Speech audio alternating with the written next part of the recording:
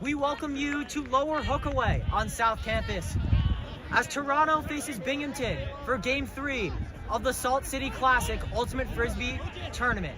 Alongside Sean Garlock, I'm Leo Schaefer. First and foremost, we apologize for any technical difficulties.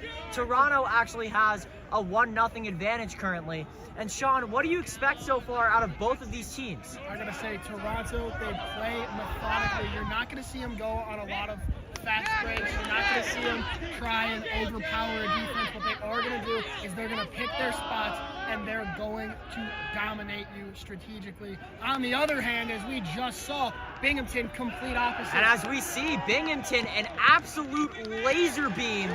And this game is tied at 1 apiece. What a sling by, it looks like number 10. Binghamton's the team that does not have jerseys, if you guys can see. Toronto is wearing all white and navy blue. And Binghamton gets its scoring started off the right way with a deep ball. Just like I was saying, Binghamton, so far this tournament, they have been fast. They have overpowered you. All they're going to do is bomb it over the top. You've got to figure out a way to stop it.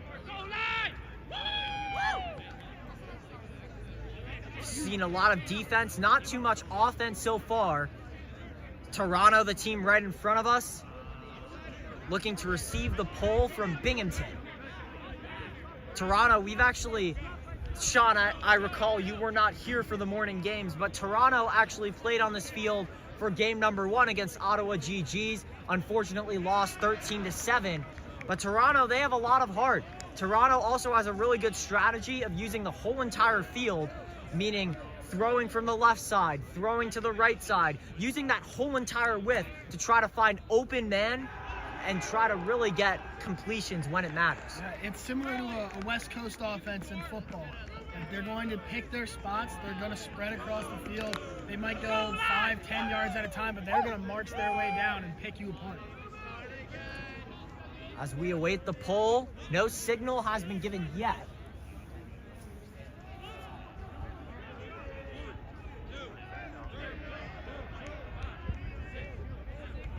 All teams both set up. 7 men on the field for both squads. Here's the pull. Let's go, Big Bear! Winding down right in front of Toronto's own end zone. Now Toronto in the middle of the field, gonna shift over to the left side. Patel has it, now flips it back. Now right by the sideline. Toronto has to get out, and quick. Right across the field to Zhang, wide open. Now Toronto has some room to work with. Here's Cheng, side arc, right in front of the end zone. And they make the play. What's the signal? And they're saying yes, it's a touchdown. Both feet were in bounds. Score, rather. It was a score, both feet were in bounds, the Frisbee was in possession, and Toronto takes a 2-1 lead.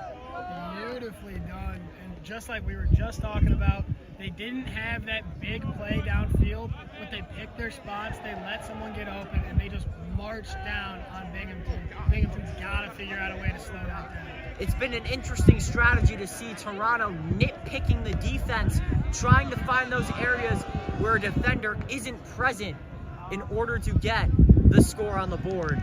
It's been working so far. Toronto with a 2-1 advantage, but can Binghamton respond?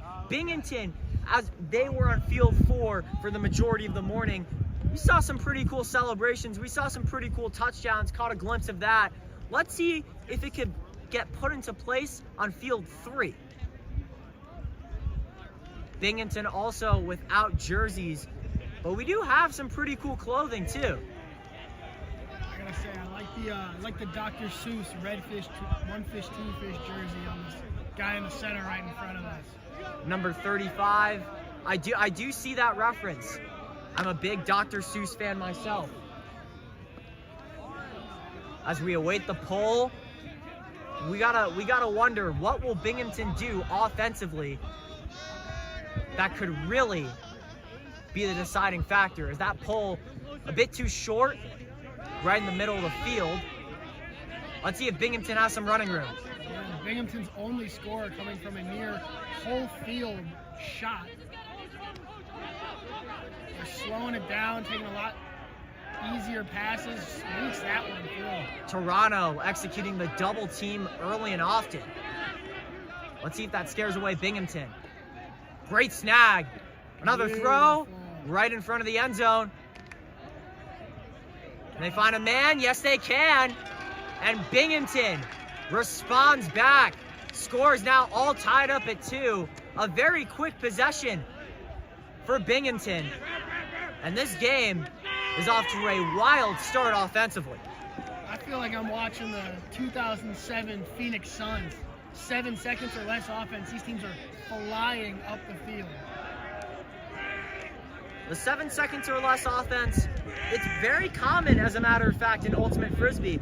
A really deep reference out of you, Sean, but as we see a lot in Ultimate Frisbee, you don't really have that much time to throw the Frisbee until you get double teamed, especially if you're positioned on the sideline, where most of these throws have been going so early and often, especially in Toronto's case. As you can see, they're right in front of us now. But Toronto has been using the sideline to its advantage to try to find more open targets, but at the same time, that could be a challenge because of the balance factor. Both of these teams, they've been using the full field, and I'm not going to be the one to critique them. If it's working, it's working. If it ain't broke, don't fix it. As you can see, Toronto in front of us, 2 people with the number 6. Both Zangs on the field currently. Actually, 3 people. Patel also wrecking the number 6. I think the Zangs are related. Or I think that's just the same person's jersey they're wearing. It could be the same person's jersey. Uniforms are pretty hard to find in this sport. Look at Binghamton, they do not have any. Pretty sure one of the people on Binghamton is wearing swim trunks. Deep pull into Toronto's own end zone. Got a long trek ahead of them. Let's see. Long throw. In the air for a long time. Will it be caught? No, it won't. Beautiful defense by Binghamton. Asking for a call.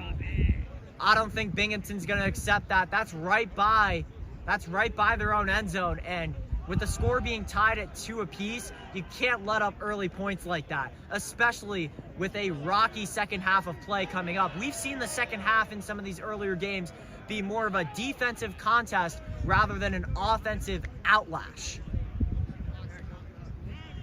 I can't see a number, but the person who went up for Toronto arguing for a call, don't think he's going to get it.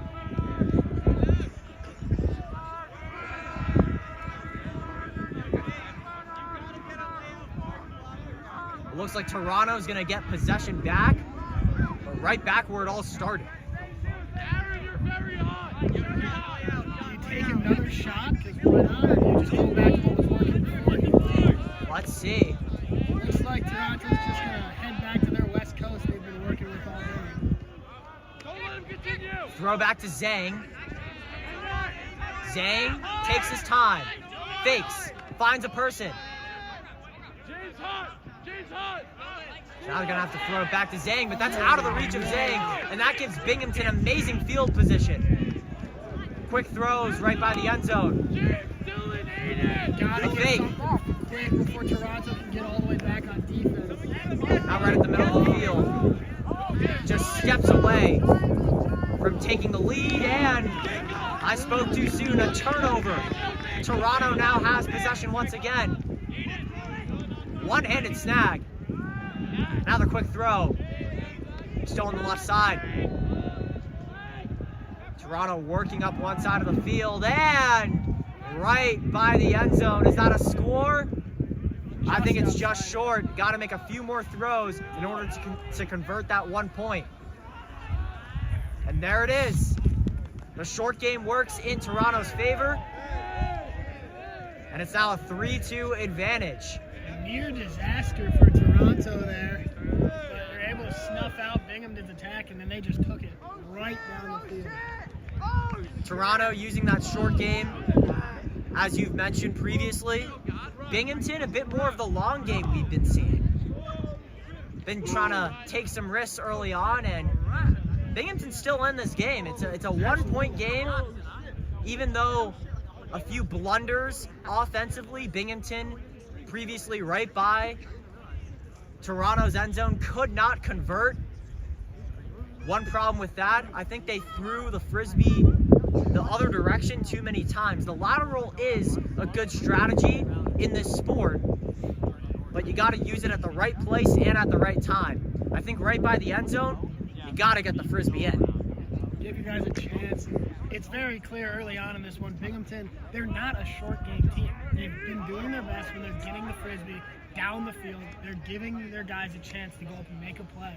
So when they got possession right in front of the end zone, it's not what they're good at. They don't have that strategy ready to go. So you can see they had 3 passes that moved the Frisbee maybe an inch. It's not that they can't do it, it's just that we've seen some great teams today, Vermont on the other field, Toronto, where they dominate the short game so well that Binghamton's struggling. It's going to be, can Binghamton overcome that? And if they can't, it's going to be a long game. Clock still ticking as we speak, as we await the Toronto poll. The polls have also been a factor, but that's mainly due to the wind. I don't know if you can feel this right now. The wind is coming at our backside. That's affecting the distance that Toronto has. Let's see if that plays a factor here. Well in the sky. Just steps away from Binghamton's own end zone. Working up the middle, now to the left side. They had a guy deep, decides not to go with him. Seeing a lot of fakes early on. Another lateral by Binghamton. Now switching sides. Up the right. Now right on the sideline. Not that much room to work with. Takes his time. He's going to have to resort to a lateral. Now back up the right side. A beautiful hole. Close to the end zone. What does Binghamton have in its pockets? He's going to switch sides. He's going to find more open men on the left. And that's another score for Binghamton. 3-all on field 3. And Binghamton took a page out of Toronto's playbook with the short game. That's, again, the thing Binghamton's been doing. There's all the celebration. Is that a bowling ball celebration? Love to see it. But again, with Binghamton, they're not getting right up to the goal line to find it out. They're staying back. They're working the distance. When there's more space in the field, there's more space for defenders to cover. Gives your receivers a better chance to separate themselves and hopefully get open and score. That's what Binghamton's been doing. They've been doing it well. We got to see if they can keep it up.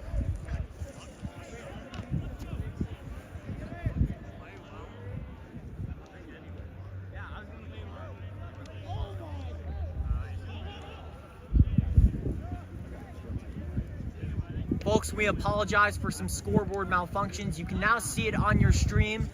Scores 3-all on field number 3.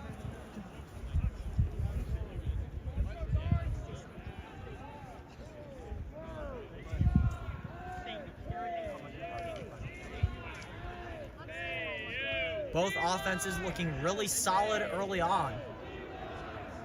But defense is always a factor in these games.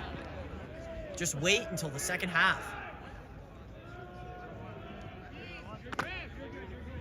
Both teams ready. Now we await the pull. The wind could be a factor, but we'll find that out in a matter of moments.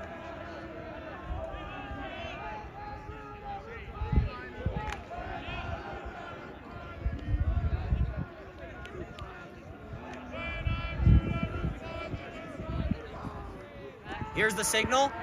Now here's the throw. High up in the sky. Right down and rolling into Toronto's very own end zone. It's going to be a long climb for Toronto in hopes of scoring another point, but that gets stopped quickly. Great defense by Binghamton, and now they have great position.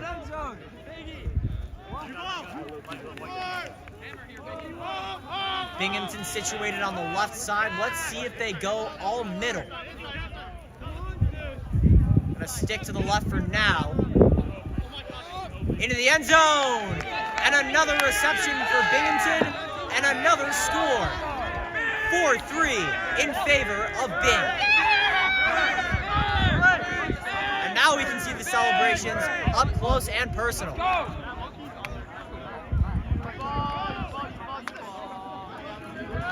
So Binghamton, off a defensive stop, went back to the short game, and now Binghamton regained the lead.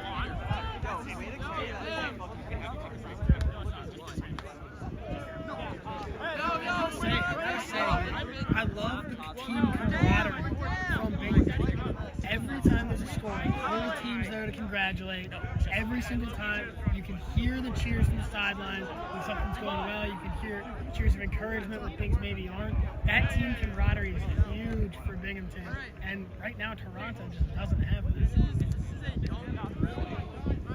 Team chemistry is an important factor in every single sport, and Binghamton has displayed that to its perfection, from celebrations to trick plays to overall communication. It seems like the boys in green, or the boys in many different uniforms, Boys in everything. but the boys representing the school in green got that on lock for sure.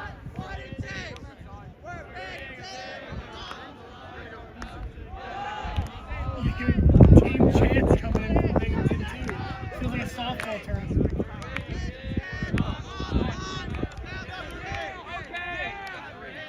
I'm still getting immersed in the world of Ultimate Frisbee. And the cheers, the chants, the banter among both sides, it's definitely been an entertaining aspect to watch. Not just on this field, but on the surrounding fields, because I do get distracted sometimes, and it's hard to not get distracted when teams are playing well in Ultimate Frisbee. Binghamton for the pull. Here's the toss. To the right side, it's going to trickle down a bit short. Actually caught by Toronto instead of on the ground. Let's see if that gives them momentum. High throw, but a great adjustment. Now back up the middle, here's Zhang.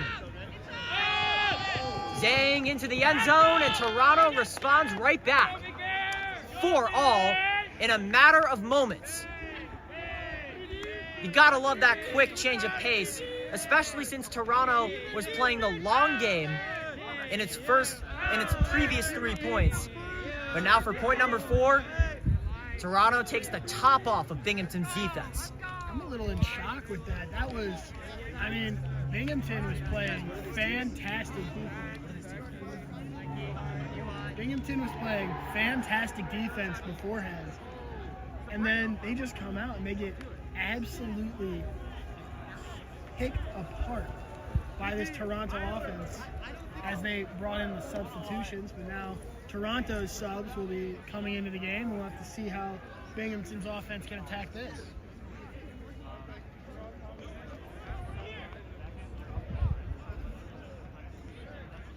As you can see, new guys on the field for Toronto.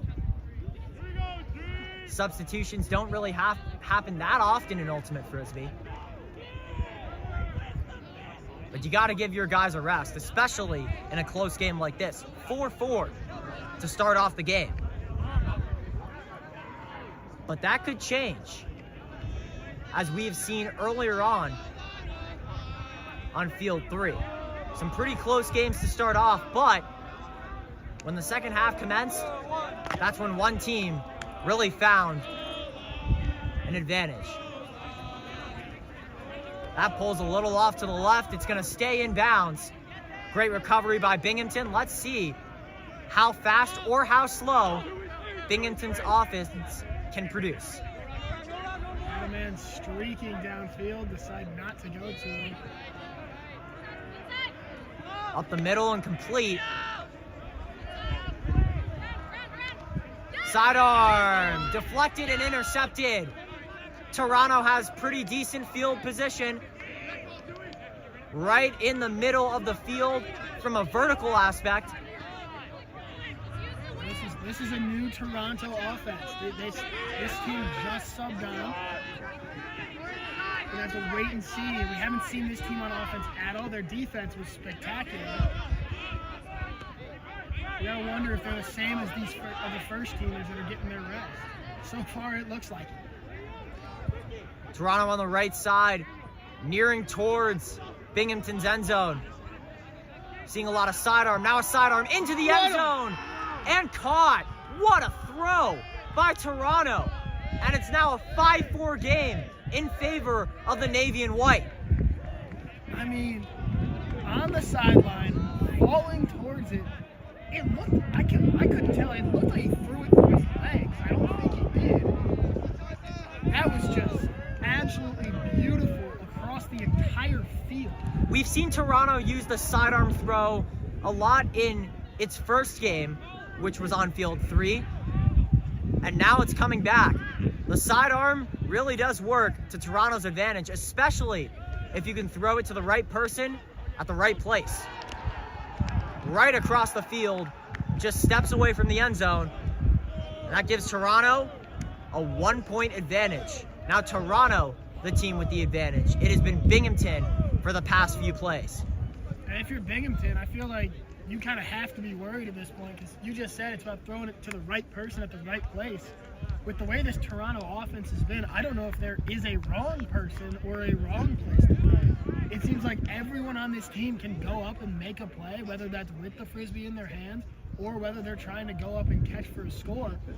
I just don't see how you slow them down. Binghamton, a team huddle right in the middle of the field. Looks like a timeout before more play commences. And you gotta love that team chemistry, as you've mentioned before. The whole entire team for Binghamton out in the middle of the field discussing its strategy for the rest of the match. And that's what you want, not just from a player's perspective, but a coach's perspective. Your whole team coming together, working on something, finding a way to make this game theirs. Yeah. It's not just your starters that are discussing amongst themselves. Even the second and third teamers, they're out there, they're listening, they're pitching ideas. I mean, I don't get how you're not a fan of this Binghamton team just watching them play. They play with energy, they play with flair, and they play with care for their teammates. And honestly, that's all you can hope for.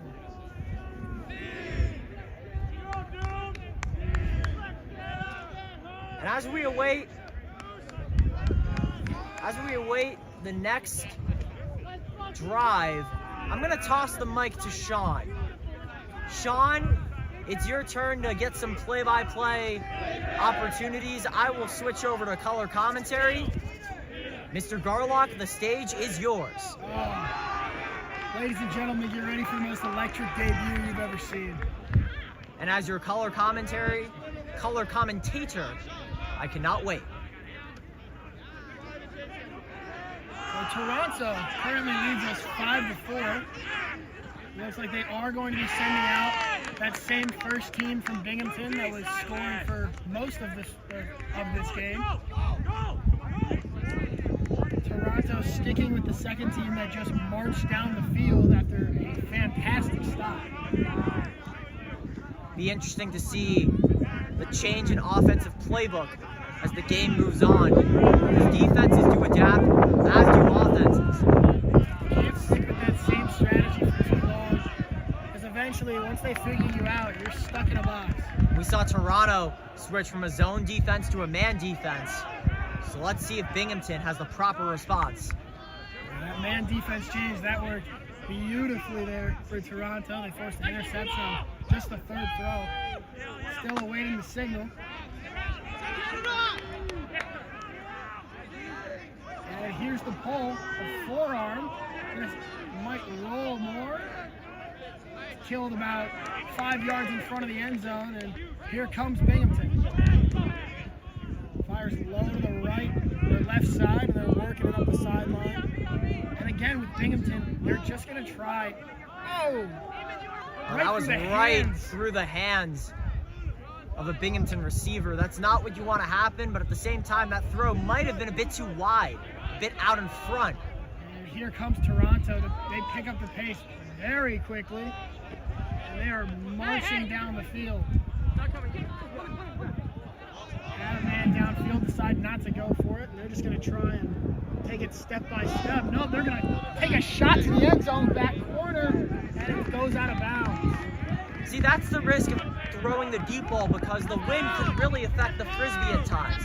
If you throw the deep ball, the Frisbee could be in the air for way too long, and that's when the wind really becomes a factor. As you can see, it was a perfect throw, like right on line for a receiver to make a play in the end zone, but the wind pushed it out a bit to the left. And the receiver had him beat, too. The receiver was behind the defender. He was taller than the defender, had a very good chance of just going up and making a play. Binghamton caught a huge break. They have to respond. And Binghamton stapled to the right sideline, trying to look for any space. They throw it backwards and gets tipped, but just barely saved. And Binghamton walking the wrong way. Beautiful defense there by number 19 on Toronto. I think Binghamton's arguing for a foul. I think the Toronto defender got too much of his hands on the receiver, resulting in a potential pass interference. Waiting to see any call from the referee here. See, this is a foul that I would accept if I was Toronto, because last time there was a foul, it was against Binghamton, but it was right by their own end zone. And you do not want a potential score to happen. So in that case, I would accept it if I was Toronto and play on, because the clock still is ticking as we speak. Just over 50 minutes to go. We are 35 minutes into this one. It looks like Binghamton's going to retain possession.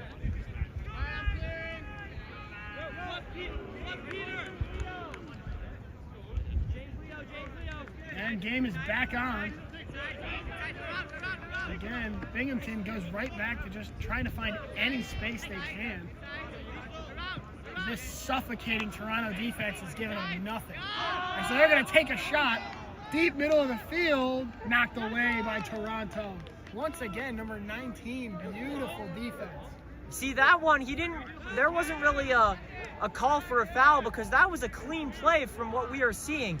He got his hand right on the Frisbee, did not touch the Binghamton wide receiver at all, and was able to use his full body to extend his hand and make a play right by the end zone. Just beautiful defense by number 19 on Toronto. And here they go, this fast-paced offense. Oh, he throws it away. Binghamton's got a chance now. They're going to push the pace. Firing for the end zone. Overhand toss. It's just out of reach. We're seeing a lot of deep plays from Binghamton early, but not that many conversions. Might be time to switch up the style. Yeah, Binghamton, it's crazy to say, but they were playing better in the short form offense. More of a West Coast style, and since they started taking these shots, they've gone incomplete that got reversed off a penalty.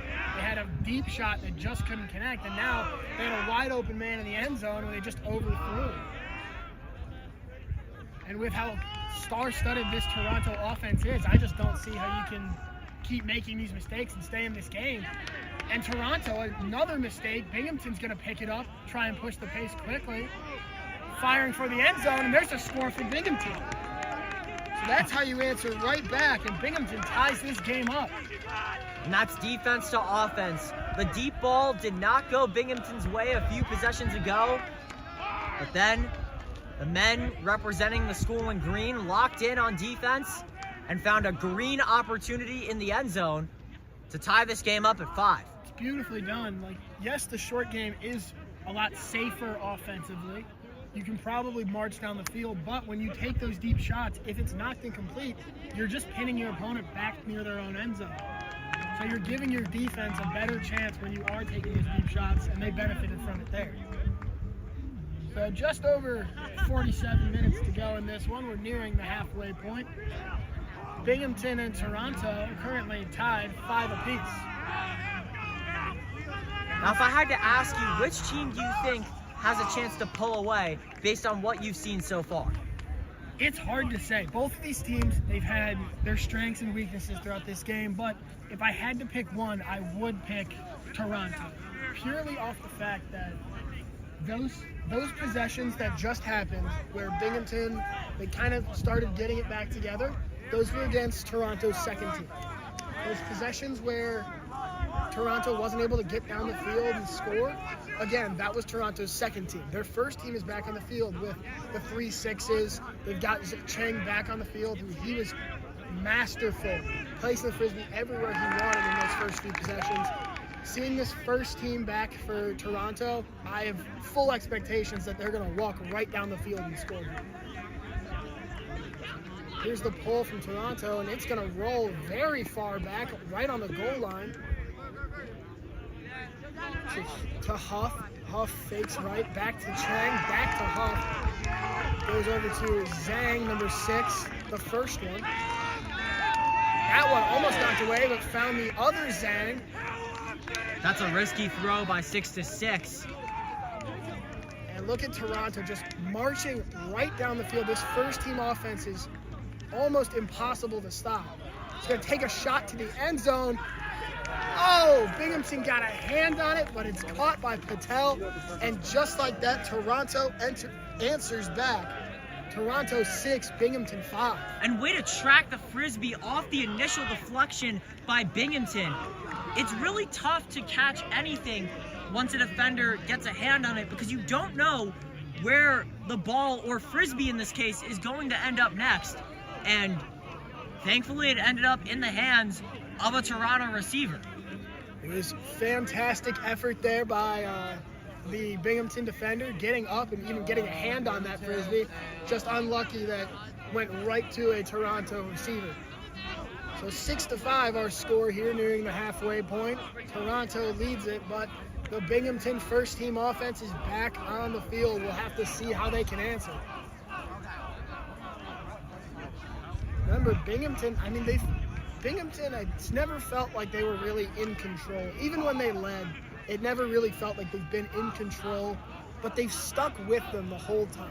And I think it's very clear to say Toronto is more than likely the more skilled team in this one. They're much more efficient.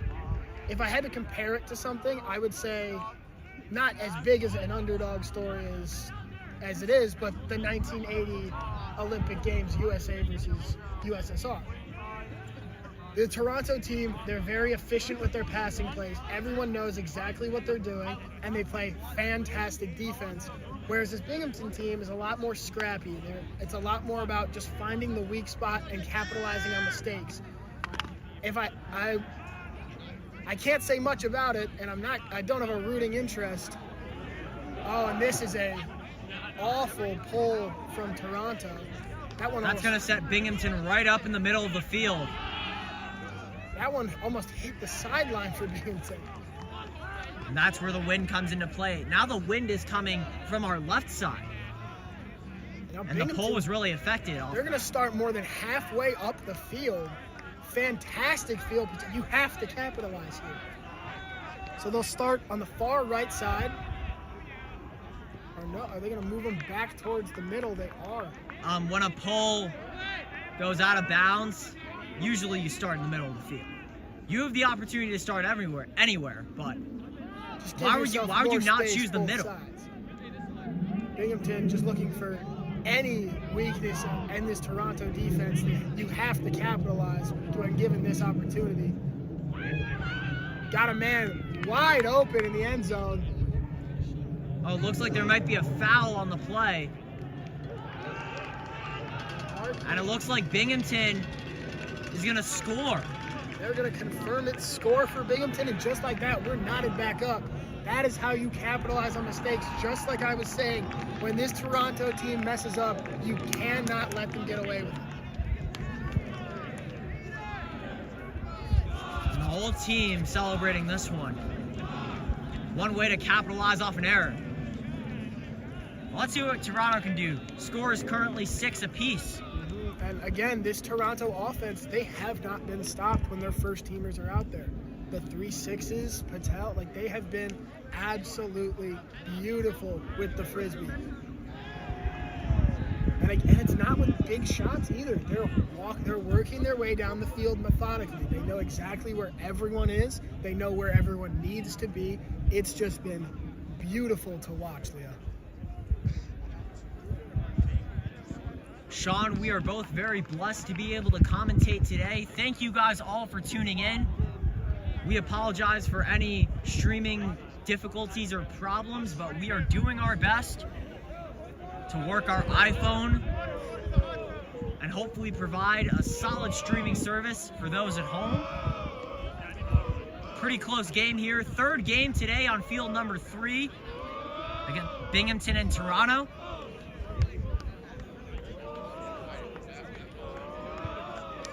So we await the pull from Binghamton. Toronto in front of us. Toronto playing its starters in a very close game right before the halfway mark. Binghamton, looks like about half of their starters will remain on the field, and they have half of their second team in as well, the men in green. The signal, and here's the pull from Binghamton. This one's going to fade towards the right, not extremely deep, but it gets past the first Toronto defender, and here we go. Toronto working short up the right side. Cheng looking for any space. He's got number 6, Zhang. I think there might be a foul on this play. Both teams communicating amongst themselves right now. Clock is still ticking. About to reach the 40-minute mark. Two thrown over, and it's dropped by Toronto, and Binghamton's got a chance to answer here. I don't think number 21 Cheng was expecting to go back on that one, but you can tell Binghamton wanted that quick strike, but they just didn't have it. And there's the answer. Beautifully done by Binghamton, and just like that, they're back in the lead. and that's where the quick plays really work to Binghamton's advantage. Binghamton hasn't really been throwing deep. They've been throwing short, but rather quick. The quick decision-making is really picking apart Toronto's defense, and that's what's giving Binghamton the advantage right now. And that's the first mistake I've seen offensively from that first team, Toronto. I can't help but smile at the celebrations from Binghamton.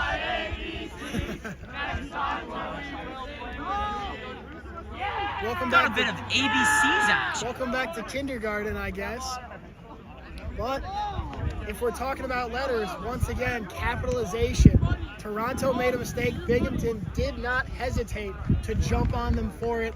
Fantastic work by that second team offense. We're going to have to see if Toronto can answer back, because this has been back-to-back possessions where Toronto has faltered and Binghamton has now climbed back into it and taken the lead 7-6. We've gone from 85 minutes down to 39.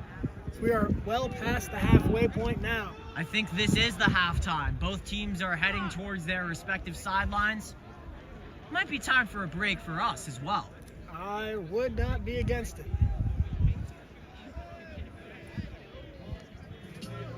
As for myself and Sean on play-by-play, myself, Leo Schaefer on color commentary, we thank you so much for watching the stream so far. We will be back after a short break.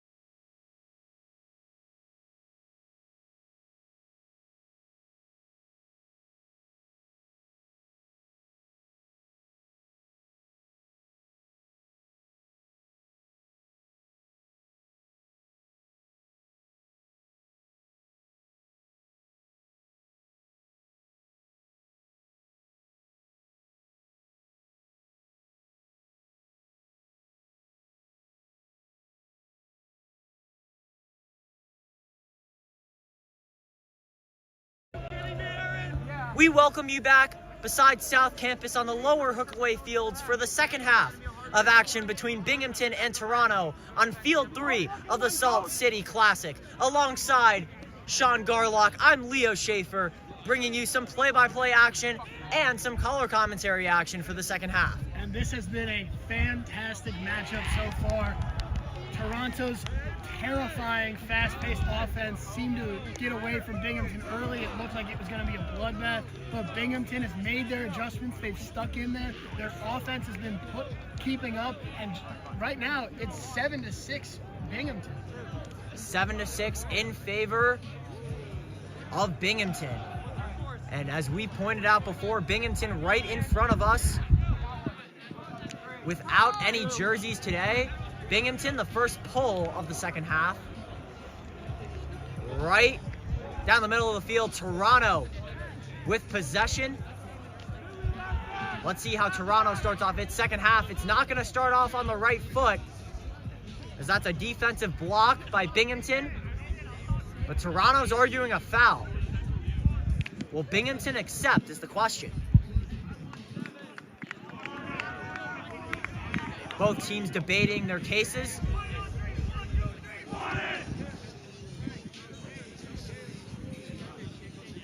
Waiting on the signal, and it looks like Toronto will get possession at the spot of the foul. Now Toronto working from the right side. A laser beam right into the hands of the Binghamton defender. Let's see if Binghamton can work off the interception. Binghamton from the left side. A diving catch by a Binghamton receiver with one hand. What a play to keep the drive alive. That would have been detrimental if that dropped. It would have been right next to the goal line, Toronto. That's a huge play. Binghamton still has a long way to go, right at the middle of the field. Binghamton working from the left side in terms of width. As that pass is deflected, Toronto has another chance. Doesn't look like a foul will be argued.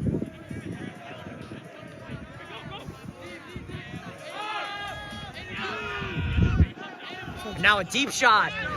This one deflected, and Binghamton has another chance. No score yet so far in the second half. It's been mainly a defensive showing for both teams. It was the exact opposite of what the first half was. In the first half, I think it was the first 5 possessions, everybody scored. It took until that 6th possession where Binghamton chucked it deep for anyone to get a stop. So right now, this is uncharted territory for this matchup. Binghamton playing the short game, now throwing the deep ball. Oh man. And it's tipped. Toronto's number 24 with the deflection. Using that full body to his advantage. Now let's see if the offense has an advantage. That throw tipped, and Binghamton arguing for possession. They will get possession. You can see a bit more clearer now.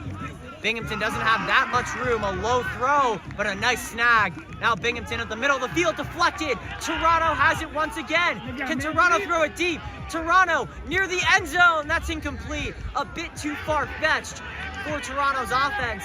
And now Binghamton has a long way to go. Binghamton working on the short game. Now on the right side, taking sweet time, and deflected by Toronto. A clutch play for the team in navy and white. Right by the end zone, it's Zhang. Zhang has all day. Zhang flips, now finds 24. 24 surrounded, he's gonna have to throw it back a bit to Zhang. Zhang finds 24 again. 24 looking for a receiver. Had Zhang open for a minute, is gonna have to toss it back to the other Zhang. Trying to build any space they can. Zhang, low throw to the other Zhang. That is incomplete. I like the effort by 6 and 6. That's 7 Meanwhile, it's 8 straight possessions to open up this second half with a turnover. We have not seen a score yet. This is the longest drought we've seen all game. And that's what I've emphasized as color commentator. The second half is much different than the first half in Ultimate Frisbee. That's when you see the game really get a storyline. That pass deflected again by Toronto. Good field position once again. Not as good as last drive, but Toronto still has a chance to tie this game. That one almost looked like number 67 out there. It almost looked like he just gave up on that play, made no effort to go up and get the Frisbee, and it was an easy offensive play for Toronto. Chang a laser beam to the sideline. Now to the end zone. It's snagged in by Chang, and Toronto's tied this game. Actually went a few steps away from the end zone. Well, let's see if Toronto can convert. Zeng, hammerhead, into the end zone. Deflected. What a Binghamton's play. defense shines once again. The man in red going all out Superman on the defensive end. And this game will remain a 7-6 Binghamton lead. So it looks like defense is the main factor in this second half. No offense present yet. Still a pretty close game, 7-6 as you just mentioned. Binghamton trying to work its way up. Has to work up the field. They can't let the defense get another advantage. That throw a bit too far-fetched. Toronto has possession, but this time right by its own end zone. Again, if you're gonna turn the ball, if you're gonna turn over the Frisbee, you might as well chuck it deep while you do it. So a very fast-paced start to this second half. And it looks like Binghamton's gonna call for a timeout. A bit of a water break as the clock ticks down. The second half has been a defensive showcase so far, but who do you think will pull away offensively at the end of the day? I gotta say, we've seen the track record from Toronto. We saw how they were in the first half, and it's just been minor mistakes that have been killing it. Aside from that last possession, which was a fantastic play by the man in red, it's really just been Toronto's throws been getting away from them. Their levels offense, which they'll have a streak, and you'll see it when they have the Frisbee. They'll have about 4 or 5 players all just go up the sideline together, and they're running maybe a 5, a 10, a 15, and a 20-yard out route, and then they just hit each other, and it's a levels right up the field. That has been working beautifully for them all day. They ran it their last 2 possessions, and they just threw the Frisbee away. Once they can get those throws just back on target, Binghamton needs to start scoring soon.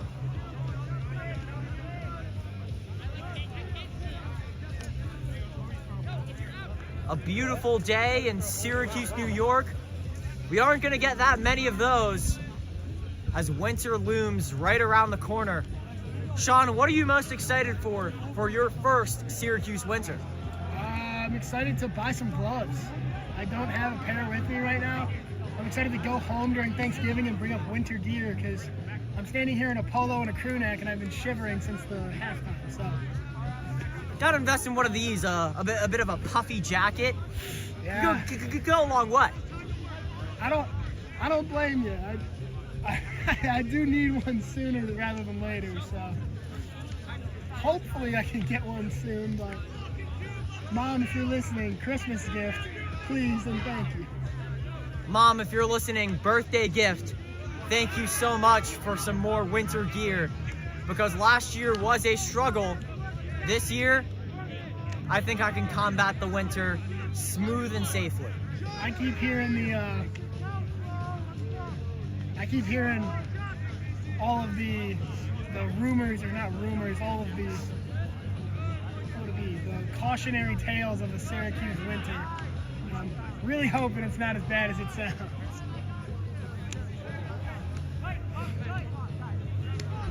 While the winter is around the corner, so does the resuming of play. Still waiting for a signal. Both teams actually set up a bit shorter. Toronto's going to start off with it. Toronto's got a man deep, and they're gonna Toronto's take a going shot. deep ball into the end zone, and it goes. Does he have a man? It's caught! Are you kidding me? Unbelievable reception by 11. and Toronto gets back on the board. You have got to be kidding me. Amazing concentration by Toronto, and that is the highlight of the day for the Navy and White. I mean, everybody in the vicinity made an effort at that one. The man in red and number 41 for Binghamton both took jumps at it, both missed. Number 11 fell down, and he still made the catch. That's just an unbelievable amount of concentration there. The diving attempt really paid off. It was a risky play, especially after the initial deflection, but the Frisbee fell right into his one hand. That was a one-handed reception too. So just the overall diving attempt and the one-handed grab, the OBJ snag, the icing on the cake. What an amazing play. By far the best play that I've seen on this field so far. That was just absolutely beautiful, and the great part about that, yeah, it was a cool play, but that also ties the game up 7-7. So now Binghamton, you need to answer. You've been given opportunity after opportunity so far in this second half, and you haven't capitalized. You've let Toronto get back in this one.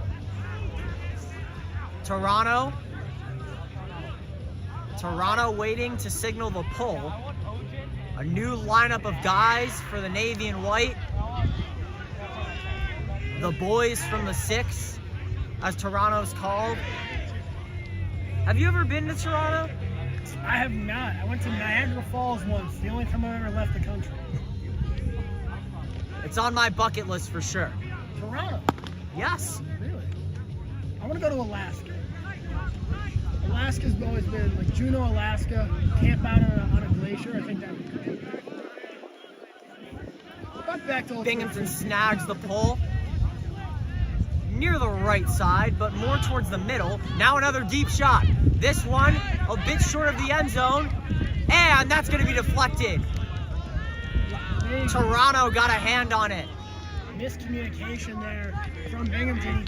He threw it deep. He didn't have a receiver in the area to go to. And it looks like it might be going back to Binghamton.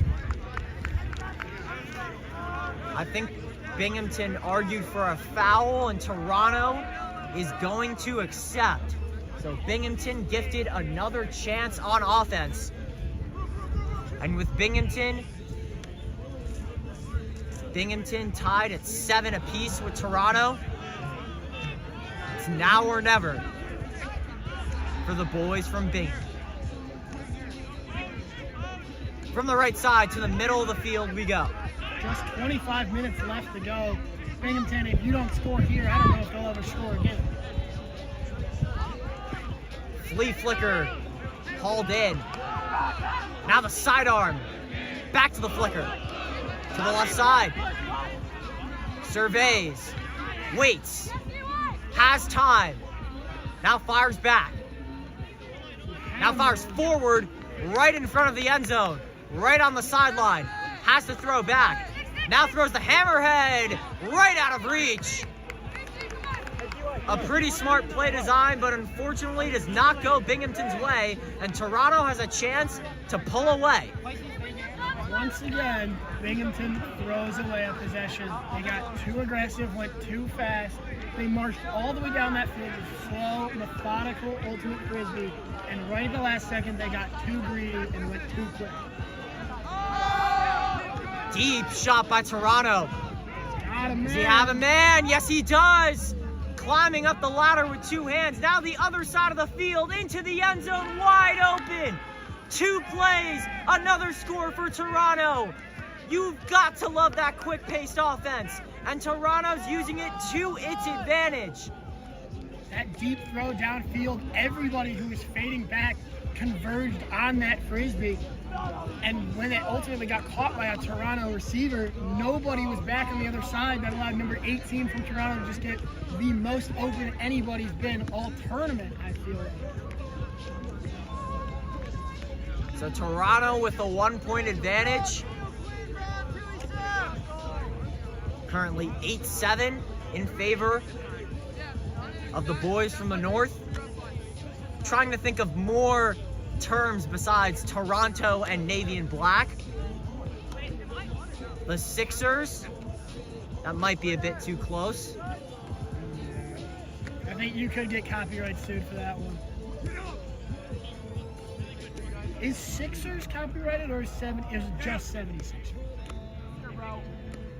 Could be both. I don't know off the top of my head. I would be a little surprised if you did. Trying to think anything else that resembles Toronto. Poutine? It's more of a Montreal thing. That's true. The Raptors, the Blue Jays, Well, those are just different teams altogether. hockey, The hockey in general, the Pucks? the CFL, The Argonauts, why not? Johnny Manziel. Johnny, did he play? He played in the CFL. He did, yeah. Dude, He got cut from the CFL. Dude, being from Cleveland, every single time I hear Johnny Manziel, I just get like a pang in my heart, man. He was supposed to be like the savior, and he was horrible. Is that a bandana hat? The swag from Binghamton is next level.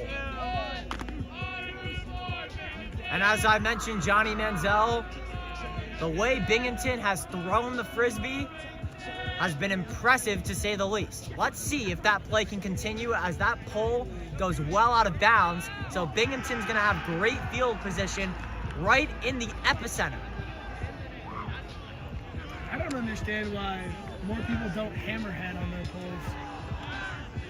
Well, with a hammerhead, you get the velocity, but you don't really get the strength. You want a pull to go all the way down the field, and with a hammerhead, it's gonna roll, but it might stop, especially in this thick grass. That's true. When they play on turf, it's not a bad idea to go for that. It is, yeah. With the Just grass. in today's cases, it's not the best option. Mhm. Nice one-handed snag by Binghamton. A bit of a bobble on the next play. A bit down low to the left side. Another low ball. Reaching up to make the grab. Now fakes. Now fires. Another one-handed snag. A quick throw to the end zone. Diving attempt. Just a bit too short. Gotta love the effort from the man in I was red about right to say, there. amazing effort by Binghamton all around. But let's see what Toronto has up its sleeves. Another deep ball. This one might be a bit too short, and it is. Intercepted by Binghamton. Now Binghamton has some room to work with. Binghamton on the left side. Here's the deep ball. Here's the throw to the end zone. It is right off the fingertips. I think that one took him out of bounds as well. I think he tried to go for the one-handed reception because I think that's really all that he had a play to make. If he went two hands, I think that would have dragged him out of bounds a bit too farther. And that just wouldn't have worked out. You had to go one hand in order to try to keep your body in bounds. If you went two hands, I think gravity would have been the deciding factor. Here's another deep ball, but that's gonna go way out of bounds. What are we doing? Toronto this whole game has been scoring from their short offense.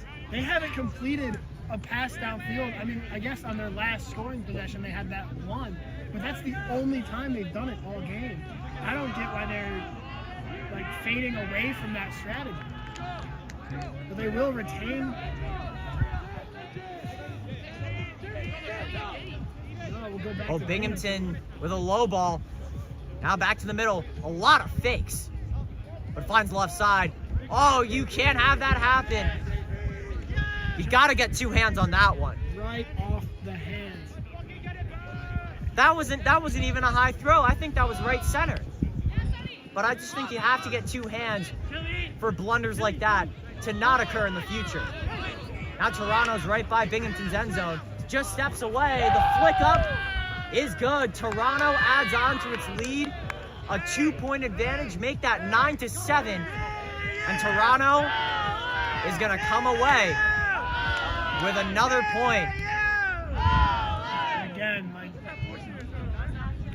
this entire Toronto team is extremely talented, as you can see throughout this whole game. But when you have your first team in against their second, you cannot give up a 2-point advantage. Especially with Toronto's #1 team coming back in, this is a steep mountain to climb with just what I believe is just over 15 minutes to go. Both teams huddling amongst themselves. We've seen the Binghamton huddle. Toronto getting most of its guys hydrated on the sideline while the other starters remain on the field. Folks at home, we thank you so much for tuning in. If you guys have any feedback, any suggestions for future broadcasts, please let us know. We are both trying to improve our respective crafts, and we would love to hear your guys' opinions as well.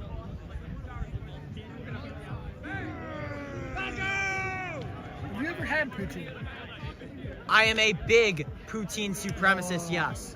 I love poutine. People asking for a score check. It is currently 9-7 in favor of Toronto. Where did our scoreboard go? Our scoreboard? Oh, our scoreboard has disappeared. Wow.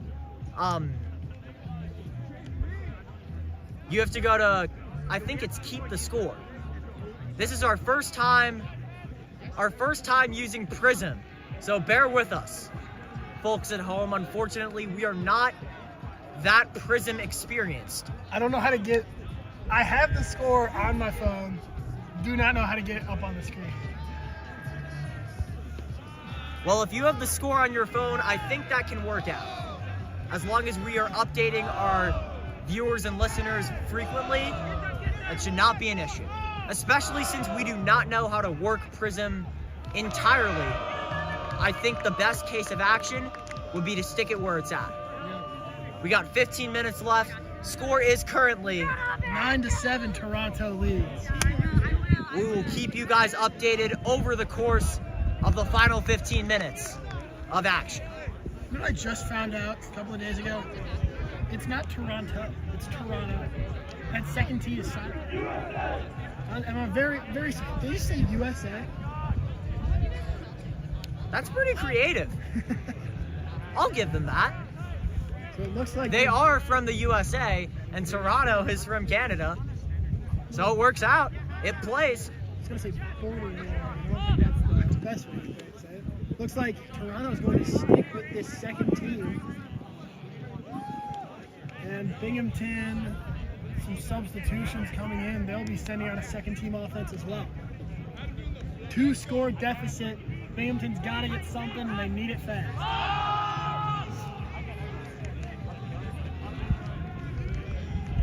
Both teams currently on the field awaiting the final 15.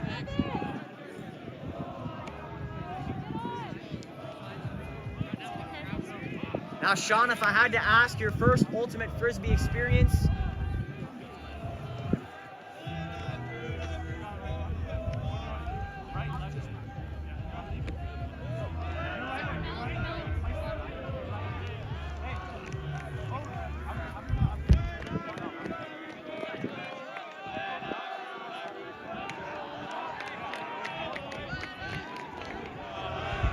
as folks, we are currently working on getting the score onto the stream.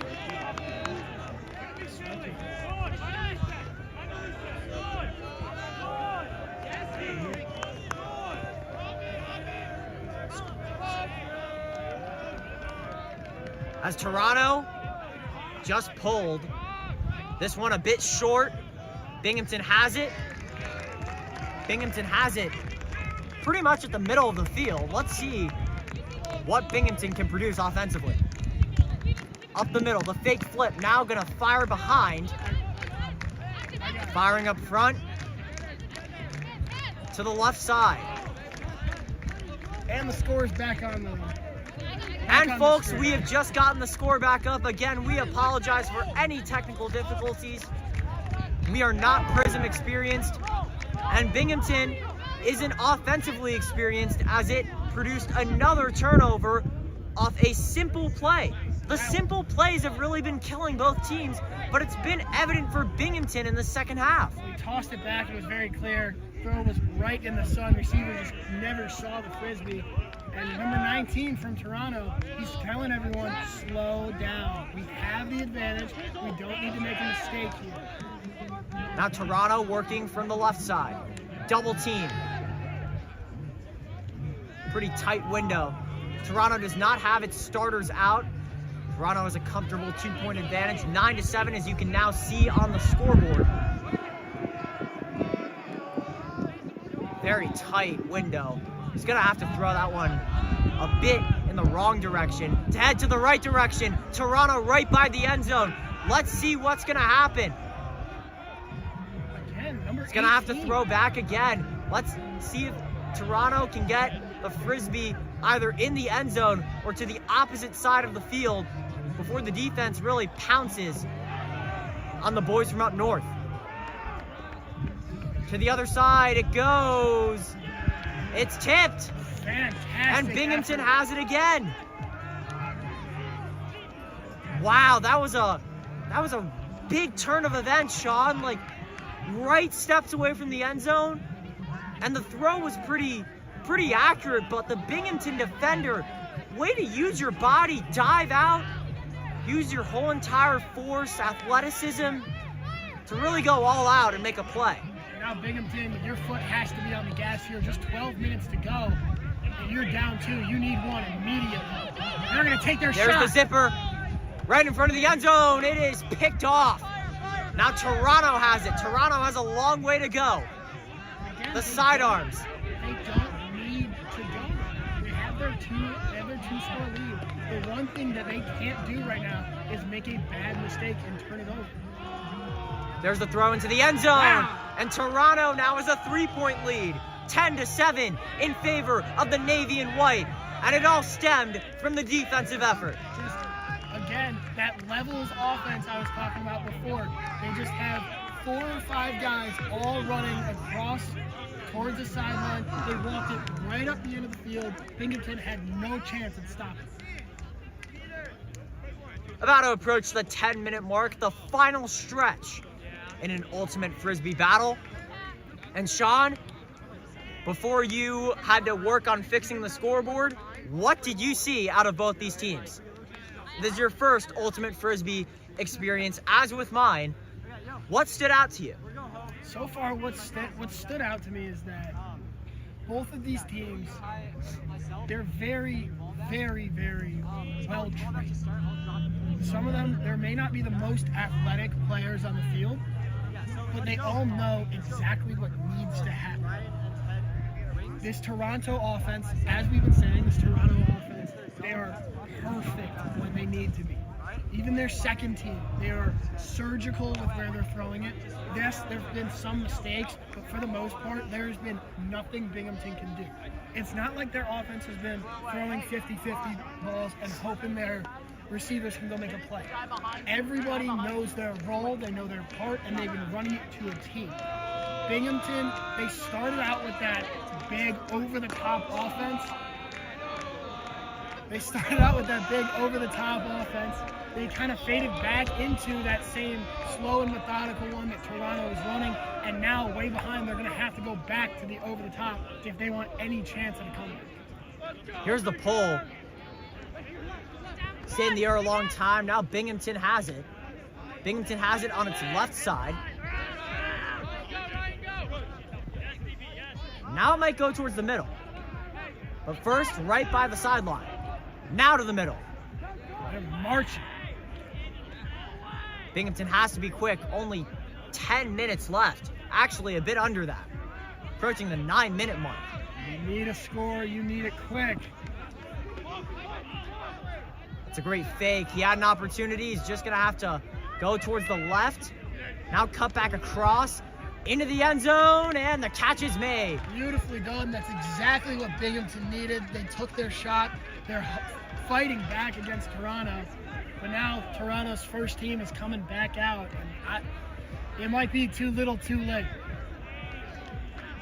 Let's see if Toronto is going to go all out offensively, or just, resort to some laterals. Maybe play the short game, as it has been playing in the first half. But now, you would say, might be an appropriate time to pull out that strategy. Exactly. I mean, their whole strategy has been quick attacks on that levels offense, but right now, slow it down.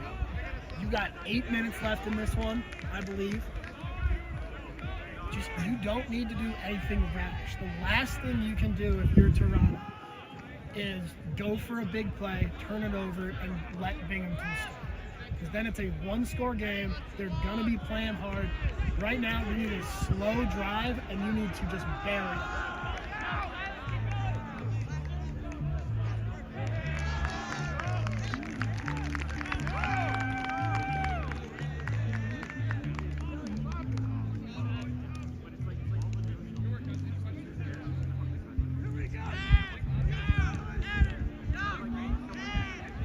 As you can see in front of us, Toronto strategizing.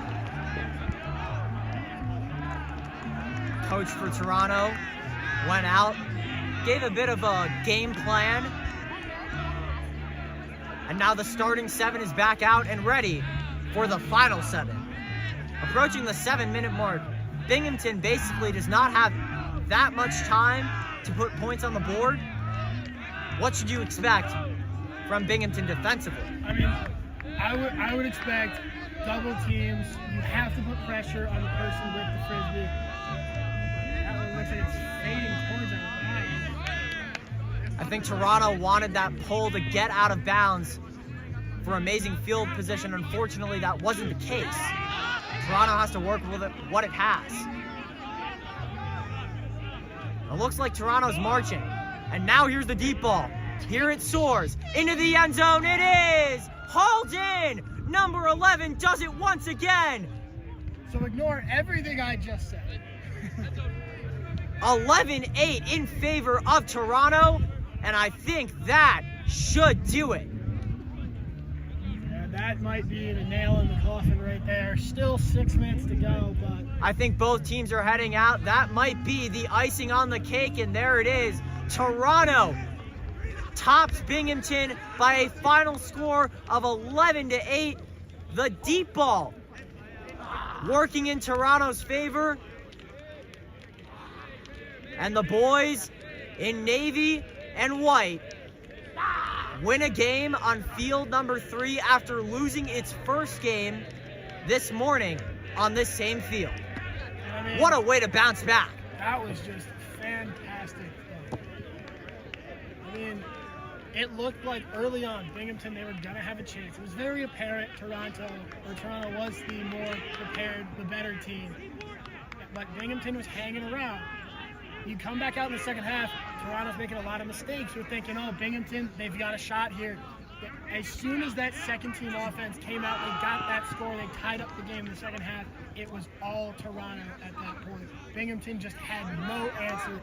Fantastic adjustment there at halftime by Toronto. That's the reason they're playing this game. A great game all around. 11-8 your final from Lower Hookaway on South Campus. We thank you so much for tuning in. We thank you so much for giving us feedback throughout the whole entire broadcast. Alongside my co-commentator Sean Garlock, I'm Leo Schaefer saying so long from Syracuse's South Campus.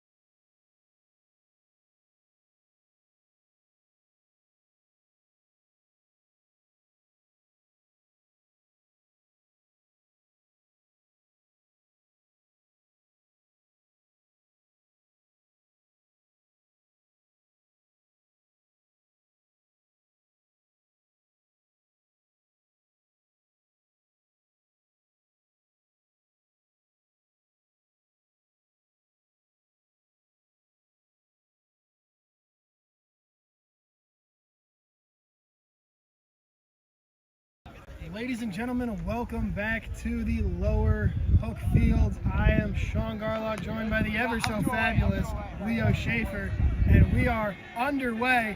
Number 1 seeded Ottawa taking on 8th seeded Binghamton. Throw goes far back right. It'd be interesting to see how Ottawa wins this game, or attempts to win this game. I've been on this field the majority of the day, and I've already seen Ottawa play twice for games 1 and 2.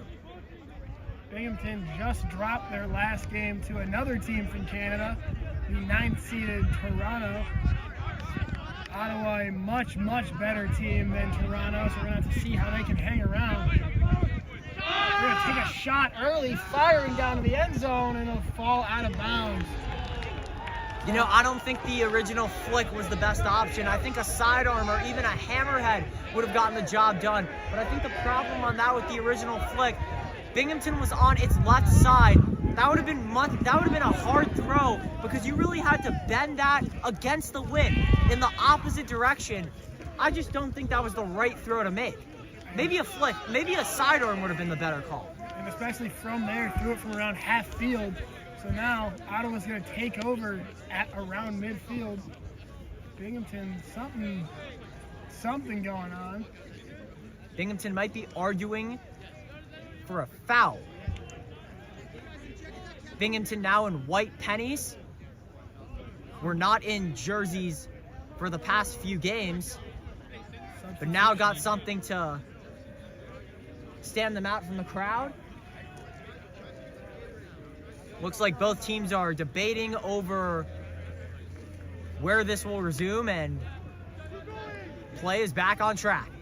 Ottawa wanted that deep shot, clear frustration when the receiver broke the wrong way. But look at this, Ottawa just marching down the field like a well-oiled machine. They're sitting right on the goal line towards the right side, just looking for the way to break through. 85 flings it underhand, and it's knocked away by Binghamton. Binghamton now on the offensive, standing in their own end zone. Be interesting to see as well what Binghamton does offensively. Binghamton started off last game with the deep ball, went to the short game, and beautiful long ball there, but you've still got to punch it in. You're standing on the end zone line, looking for anybody. He throws it. Receiver broke the opposite way, so a big break for Ottawa there. Did that be classified as intentional grounding? You know, I don't know if that's a penalty. It's not, but if this were football, it would have. There was absolutely nobody in the direction of the throw. Judging by the fact that, you know, they're not allowed to move when they throw, don't think he left the tackle box. But Ottawa back on the offensive, and they're going to keep marching, but another great defensive play by Binghamton. And this is very eerily similar to their second half start against Toronto. And they're going to take a deep shot on their first throw, taking a 50-50 ball. What a play by number 7. He scans over the defender. And I think Ottawa's arguing for a penalty. I'm sorry, when you get head tapped that bad, you can't argue for a penalty. Well, here's the thing. It seems like the Ottawa defender is arguing that number 7's left hand, because it was a one-handed catch. The reception was very clean. I think number 7's left hand grazed the neck of one of the Ottawa defenders, causing that defender to go away from the Frisbee. The debates are going on. I don't think Binghamton wants to give this one up. It'd be a painful penalty. And I think they're going to give it back. To the frustration of Binghamton, a beautiful reception by number 7. It was a fantastic play. It was a great play. 50-50 ball was 100% caught. But against 2 defenders, it's hard for a wide receiver to really move and operate, try to get in good position. And that's where that left hand came into play. Yep. Tried to go up. Unfortunately, he just took a little bit too much of an advantage, and just like that, throw on the reset goes over the head of the receiver, and it'll be Ottawa ball. So a big missed opportunity from Binghamton. A lot of fakes. Eventually finds his man along the left side. They're standing around midfield. Great defense here early on from Binghamton. Just barely stays in bounds, standing on that left sideline, maybe about 20 yards short of the end zone. They're going to call that complete. Just got his feet in. Now Ottawa working it back towards the middle of the field, trying to get themselves some space. And there it is. So Ottawa breaks the seal first. They'll start this one up 1-0. And what I want to highlight about Ottawa's offense, the pivot foot. Finding opportunities with the fakes, just creating separation against a one-on-one matchup. I think what Ottawa really did well was go back to some basketball. Good old-fashioned jab step, pick and roll type of pivots. That's how Ottawa really got space and created as much separation as possible in order to have a clear outlet to throw the Frisbee. You're not going to believe me, but when you were talking about pivot foot, my first thought went to Syracuse great Carmelo Anthony. That man could get enough room to shoot in a phone booth. That's exactly what Ottawa's been doing. They're faking you once left, once right, back left. Then they'll eventually fire right until you're jumping for joy in the air and you have no idea where the Frisbee is. Fantastic possession there from Ottawa. Binghamton. Gonna see how they answer back. So Binghamton right in front of us now, wearing all white this time. Fortunately got some extra pennies from some of the other teams in attendance. Ottawa channeling their inner New Zealand rugby, all black.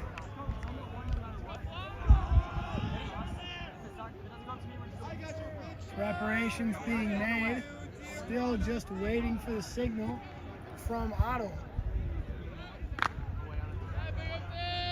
Binghamton just gave its signal. Now here's the throw. Here we go. That one's going to sit very. Wow, that one rode the wind. And Binghamton's going to start off maybe about 10 yards in front of their end zone. Great step through there. Stepped right through the defenders, and they're going to bring it right back. A lot of fouls so far in this game, Sean. Yeah, picked his foot up off the ground before he let go of it. It was a good move, just unfortunately got caught. Quick movement by Binghamton. And they're going to take another shot. They got a man wide open. Can he get there? He can. What a catch. Lays out for it in the end zone. And how about that for answering back? Binghamton right down the field, and it's tied up 1-1. Now that's something to celebrate about. A diving catch on a wide open throw. That sidearm was flung to oblivion.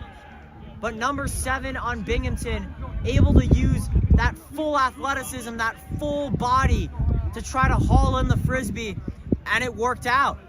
And again, with these quick passes from Binghamton, it was shown against Toronto, and Toronto did it against them last game. You can see they do these quick passes. Everybody starts getting sucked into it, and then all of a sudden, you've left the man wide open downfield, busted coverage, and you're giving up a score. So now, Binghamton will be kicking off here to Ottawa. Ottawa right in front of us. Substitutions coming in. Their second team offense now on the field.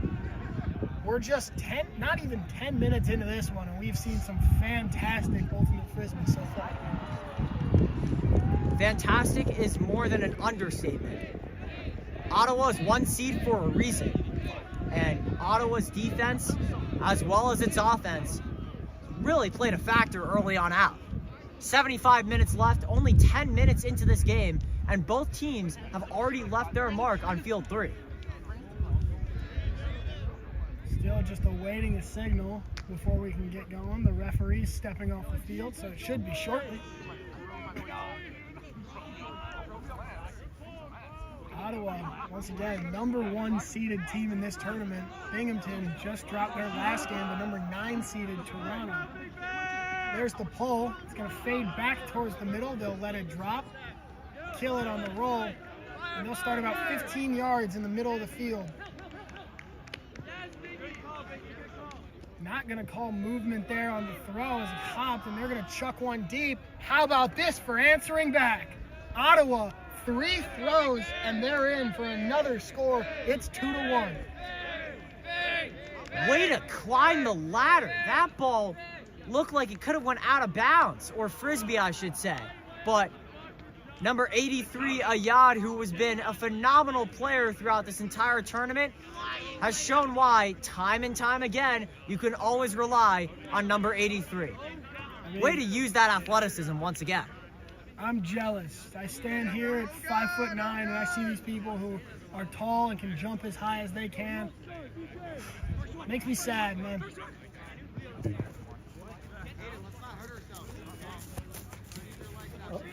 Gotta love the competitiveness from Binghamton. They needed a 7th, and you see 3 guys start sprinting towards the line, all racing to see who gets to get on the field. You gotta love that if you're the Binghamton coach.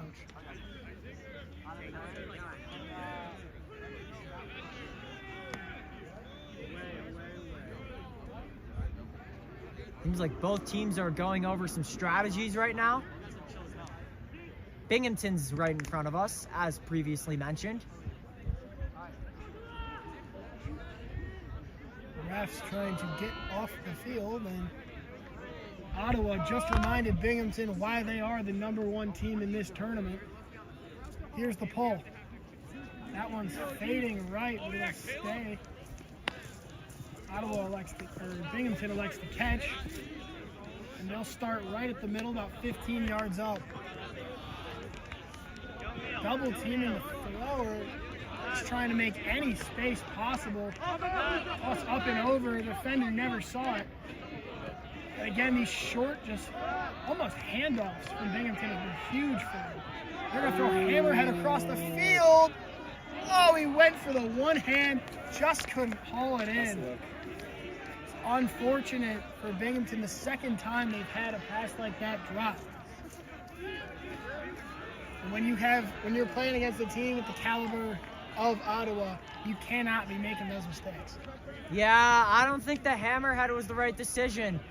Again, another missed opportunity on the throw by Binghamton. I think the throw selection has to be better moving forward if Binghamton really wants a chance to upset the 1 seed. Ottawa working quick passes, middle sideline. Wanted to go deep, good defense there by Binghamton, not allowing the throw off. They'll just work back to the middle. That's the thing with Ottawa, I think that's a catch. That Frisbee couldn't have been more than an inch off the ground. Call it a catch. Doesn't matter. Binghamton steps in front of it. So Binghamton takes back over, and again, they're going to take a deep shot, hoping this comes back, but it's just out of reach of the man in red from last game. He doesn't have a number on his jersey. And so Ottawa will take back over. And again, if you're going to turn it over, might as well throw it deep, pin him back. It's been working well for Binghamton so far. That's what I've been saying. We've seen a lot of deep balls, mainly from Binghamton to start off this contest. Ottawa has used a few deep balls, but in Ottawa's defense, it's been working. For Binghamton, it hasn't most of the time. Good fake there from Ottawa, got the defender to jump, create a little bit of space. They're sitting about 5 yards in front of their own goal line, just looking to make something happen. And they're marching down the field here. They're going to take a shot to the end zone. Diving catch there from Ottawa. They're 5 yards short, looking for some space. Going to give it back up to 28. 28 surveys the field, hands it back to 15. 15's looking back corner. Just wants to hand it off. Toss up to 8.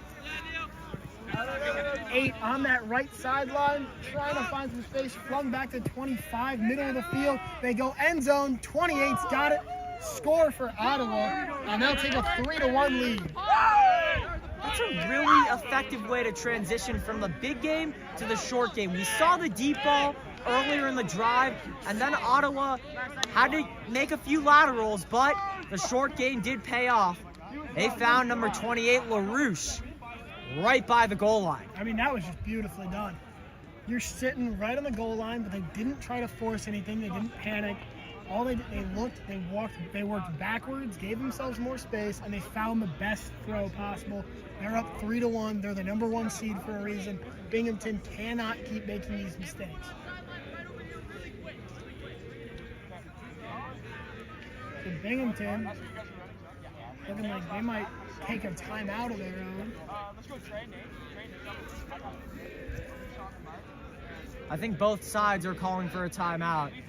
Hydration is important, especially if you're playing a tournament that pretty much spans the whole entire day.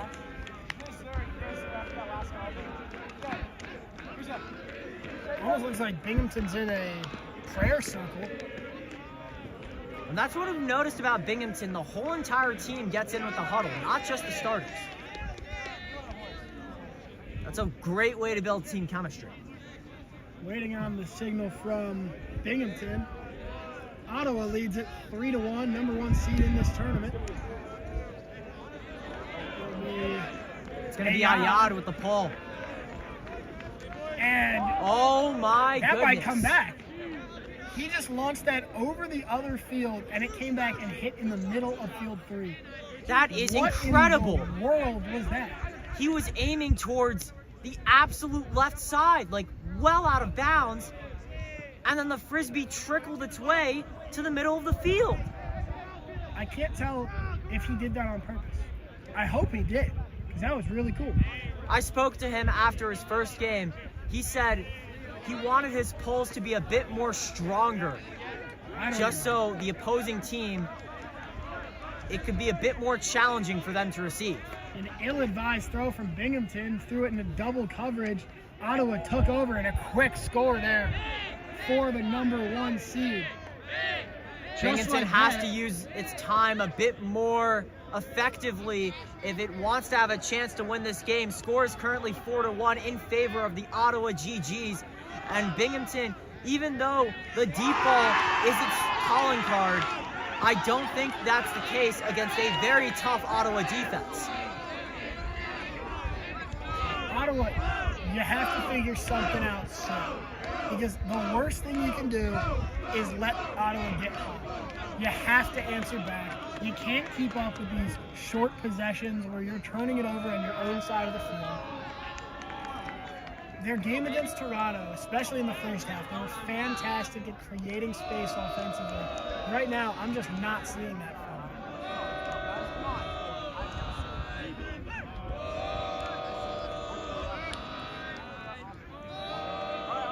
Binghamton, just in front of us. We are awaiting Ottawa to leave their team huddle and give us the signal before we can get started. So now, 3 straight times, Binghamton has scored. They have given possession back to, Ottawa has scored 3 straight times, given possession back to Binghamton. Binghamton has immediately turned it over, and that has turned into an Ottawa score. Binghamton has not scored since the first score of this game. They had a chance. I just remembered that. Binghamton hasn't even sniffed the end zone since its first possession, which was right around the 85th minute, and we're just approaching minute number 65, so 20 minutes in, without even coming close to the goal line. That is a bomb of a pull, but that one's going to fade well out of bounds. I think this could be a momentum shifter for Binghamton. If a pull goes out of bounds, the receiving team gets to choose where on the field, position-wise, either left, right, or center, you can start off with the Frisbee. And I think Binghamton's going to go center. I'd be surprised if they didn't. It'll be man in red, starting it off for Binghamton. And they need something, they need it bad. Cannot let this game get out of hand. They're slowly working backwards, just trying to create any space possible. 25, it's just suffocating defense from the Ottawa GGs. Good fake, handoff, and I think they've moved about. And there's the mistake right there. The drop from Ottawa, or drop from Binghamton Ottawa's now got a chance to really start putting this game out of reach well in the first half. And this actually happened for Binghamton last game against Toronto. The quick throws with a one-handed reception, that just wasn't the right play. And just like that, one throw, one score, Ottawa takes over. It is now 5-1, and we are very quickly seeing why Ottawa is the #1 seeded team.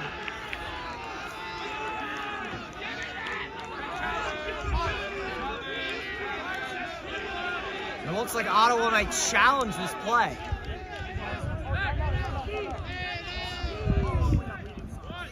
Timeout being called. I think Binghamton needs it. I mean, You can't have that happen, a blunder on short throws like that. First off, you can't go one hand on a throw that's pretty much central to your chest. And second, on those short throws like that, especially right by your own end zone, those just aren't plays that you could give up, especially already being down 3 scores, now being down 4. you can't assume that you can. I don't know what I was trying to say there. I was trying to say you can't try to be the hero. You can't try to make the big play. Right now you're down 4. You just need to score some points. Trust your defense to make a stop.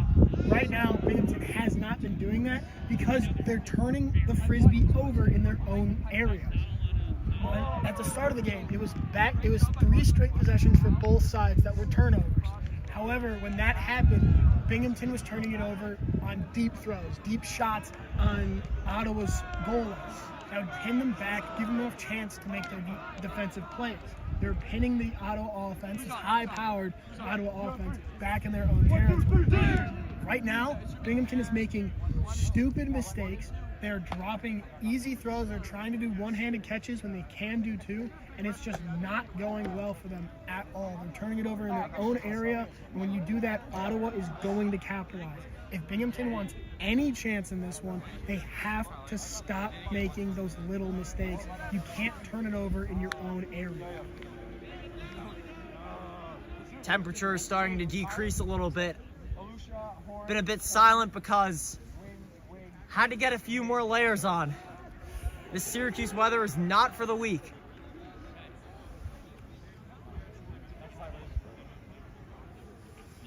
Waiting for the end of this timeout.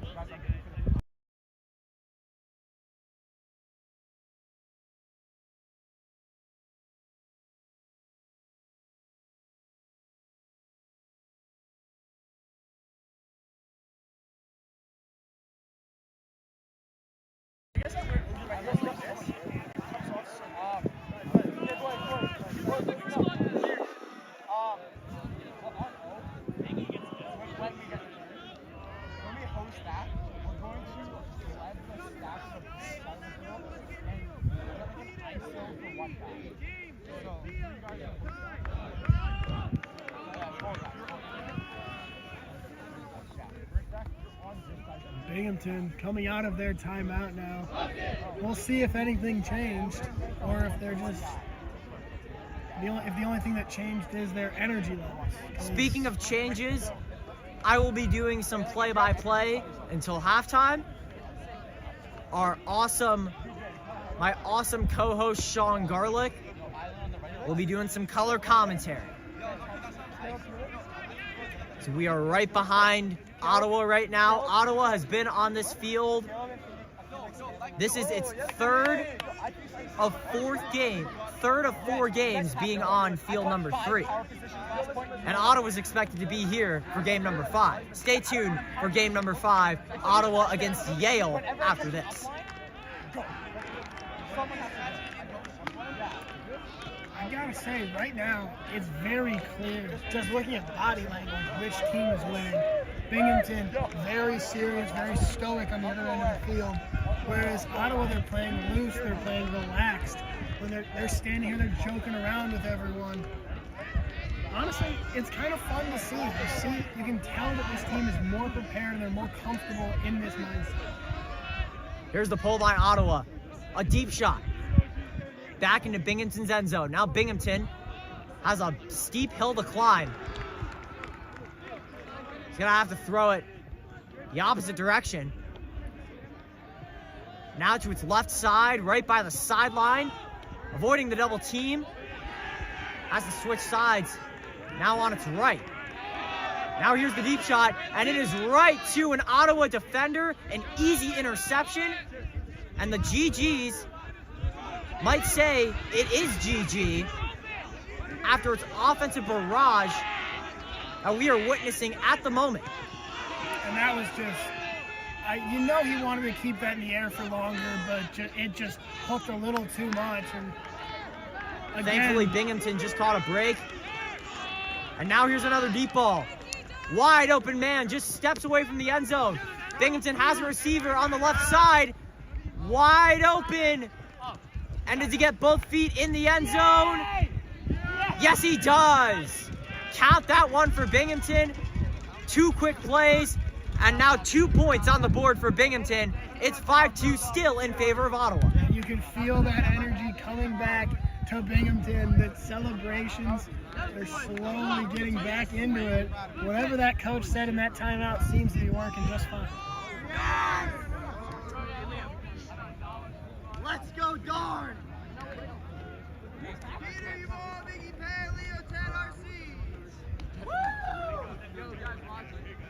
Substitutions being made.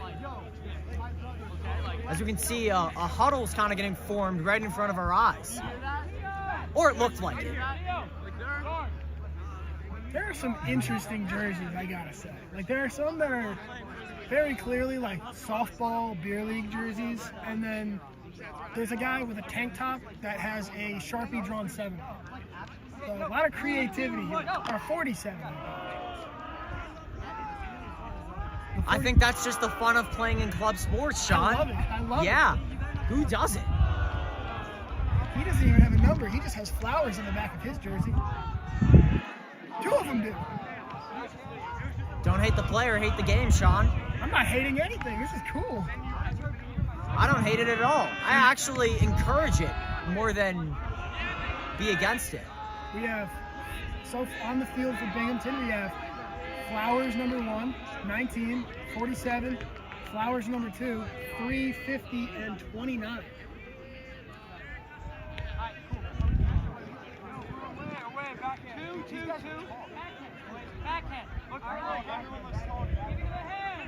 Binghamton apparently calls backhand for their pull.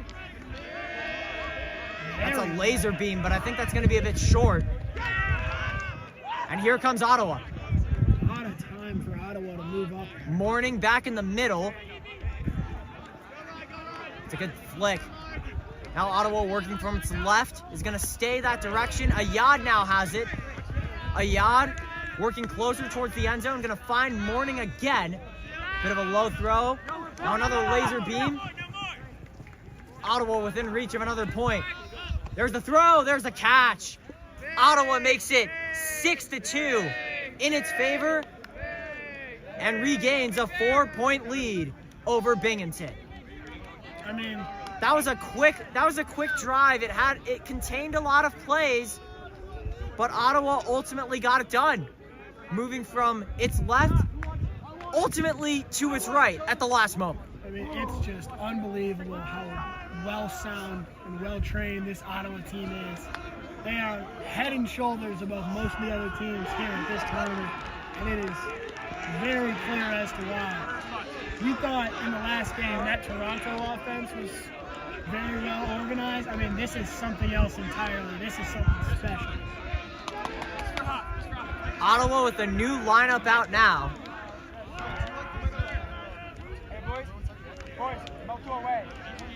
Number 15, Shakalar. Given the opportunity to show off his arm strength with the pull.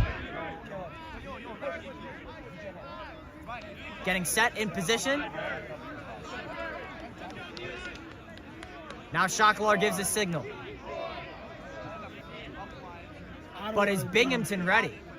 Ottawa in like sprinter stance is getting ready for this one. You know, with a lead this comfortable in the first half, I'd do it too. Yeah.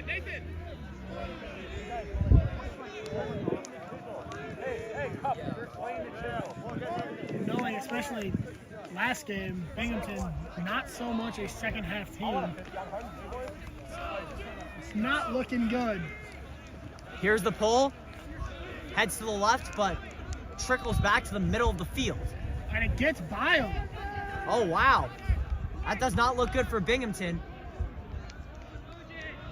Now Binghamton's in a double team. It's gonna have to work back to the middle. Middle and in its own end zone at that.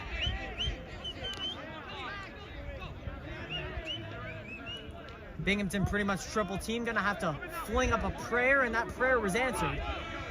Now on its right side.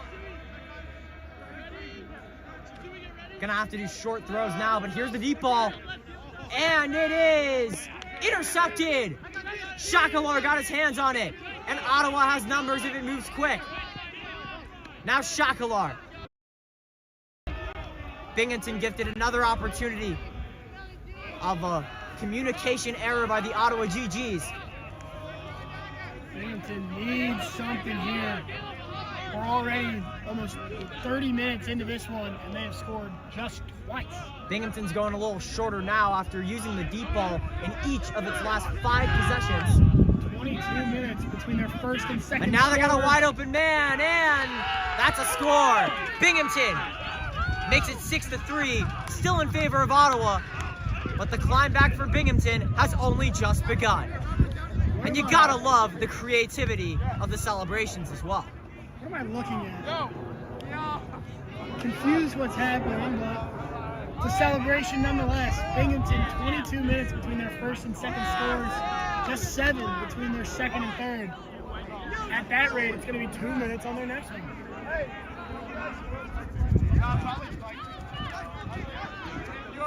The whole team out here for this one. And as time is ticking down, we are approaching minute number 50. So that would mean this game has been going on for approximately 35 minutes and counting. Binghamton, they did exactly what they needed to do there. Did they get a lucky break? Yes. Yes. But the thing is, in their last game, they were getting lucky breaks and they weren't capitalizing. They weren't using that to their advantage. They got their lucky break and they marched right down the field and they answered back. Beautifully done by Binghamton.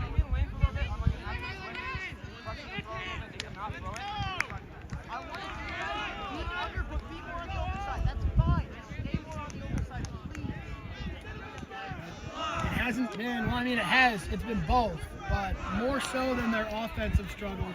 Their defensive struggles have been much more noticeable in this one. We got to see if Binghamton can actually get a defensive stop. Well, that's for us to find out. Folks, don't go anywhere. We got one more game of action after this between Ottawa and Yale. The GGs remain on field 3 for its 4th game. As Ottawa receives the pull, it's going to be Morning back in the middle. Morning directing traffic. He has a man. It's 13. 13. There's the deep ball. It's soaring in the air. Does Ayad have it? No, he does not. That ball is deflected by Binghamton. Beautiful. And I think that throw was even better, too. That was my first Frisbee throw of the day, but hey, I'm 1 for 1. Fantastic defense there from what I have to say has been Binghamton's standout player, the man in red. I wish he had a number or a name I could call him. But I feel like the man in red is just so much more ominous than anything And else. look at this throw by the man in red deep downfield, and that is hauled in. What a catch by number 15, and another deep ball, but that's over the head. Oh, it's caught! Oh my goodness! Off the deflection, and Binghamton with the play of the day. I mean, we were just talking about how Ottawa, they got comfortable, they were getting cocky, and just like that, back-to-back possessions, Binghamton is right back in this one. The underdog is still breathing, Leo. And you gotta love the reflexivity of Binghamton, because this is not the first time we've seen Binghamton catch a Frisbee in a second effort. But that one was just much more impressive. The original throw, I almost got after that amazing play, I almost got disappointed seeing that throw sail over his head, and then the second effort, the sliding attempt at the back of the end zone, just beautifully done. What a way to cut down the lead from 6-2 to now 6-4. And Binghamton has its spark once again. The first teamers back out for Ottawa, and they're going to surely be not angry, but they're surely going to be determined trying to answer back to what Binghamton's been doing.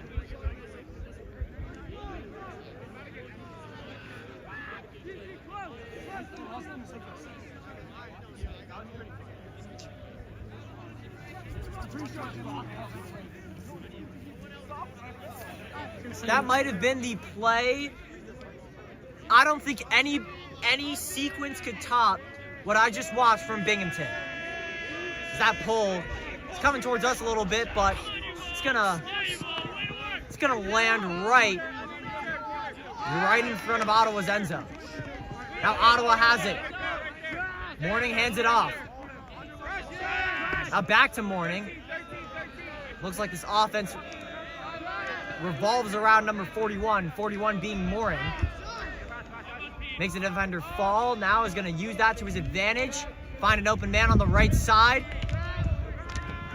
Morin is everywhere. Number 41 has been on the center, left, and right.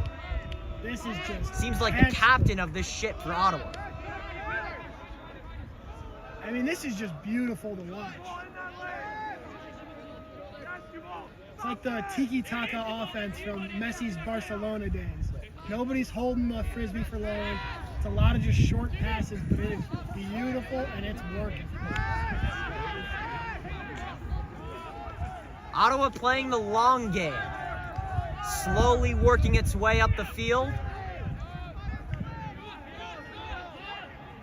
Well, that was a snag right in front of the end zone. The throw to the back of the end zone is caught by Ayad. Make that 7-3, still in favor of Ottawa. And even though that was a quick drive, that one had a lot of plays. Ottawa using the short game to its favor. I just don't see how you can... when an offense is this good, you just need them to make mistakes. Like, there is almost nothing Binghamton can do against this Ottawa offense. You need some mistakes, and they've been capitalizing on them, but it's just at some point your offense needs to keep pace. I agree. I agree with what you said. I'm still processing. I'm trying to formulate the right opinion to really coordinate my thoughts, but I think for an offense to really be effective, you gotta have all tricks available. You gotta be the jack of all trades if you were an ultimate Frisbee head coach. Be great with the deep ball. Be great with laterals. Be great with just short completions. Be great with your regular flicks, your sidearms, your hammerheads. Gotta be a jack of all trades in order to succeed, and I think Ottawa has that. Even though Ottawa has used its shorter throws to its advantage at the start of this contest. It's one of my favorite sayings, jack of all trades, master of none, oftentimes better than a master of one. You can be a fantastic hammerhead thrower, you can be great at 50-50s, but in Ultimate Frisbee, you cannot be a one-trick pony. You have to be good at everything. Doesn't matter who you are on the field, everyone needs to be able to do everything, or at least a majority of the things. So watching this Ottawa offense, normally you try to target their weak point. They don't have a weak point. Everyone is going around running every position. You'll see gunners that just ran up the field come all the way back, take a short pass, and then drop it in a bucket downfield. It's getting to a point where I don't see where Binghamton can really target a weakness. That's just something we're gonna have to figure out as the game unravels. Speaking of unraveling, we're approaching the 45th minute. So halftime is technically among us right now. We'll step aside for a quick 5. Catch you on the other side.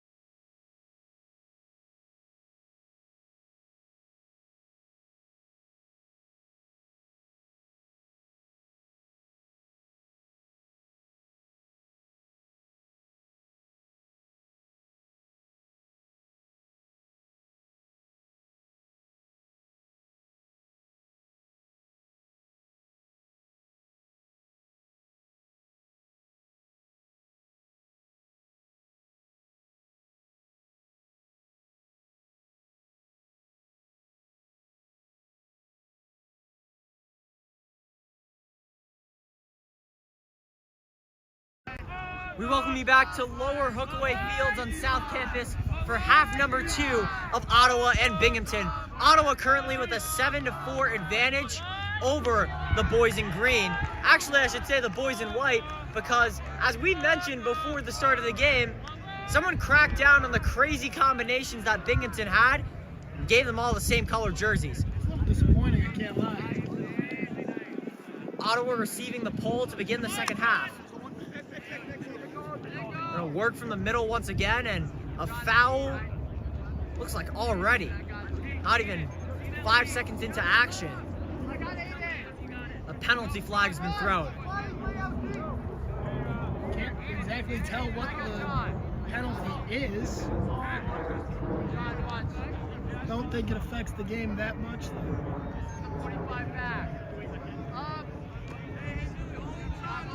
Game continues on. Ottawa working from its left side. Ayad, another fake.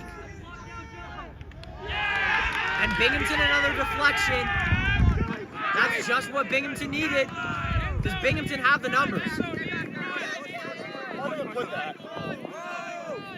Binghamton taking its sweet time. A bit of a surprising turn of events. Thought Binghamton would go a little faster on the turnover. And that's off of the leg of an Ottawa defender. Ottawa has possession.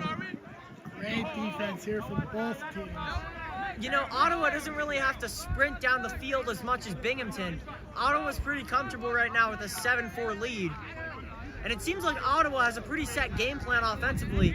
That last possession was Ottawa's first turnover, and make that Ottawa's second turnover after a diving effort by another Binghamton defender. Legend of man in red keeps growing. That's your new nickname for him?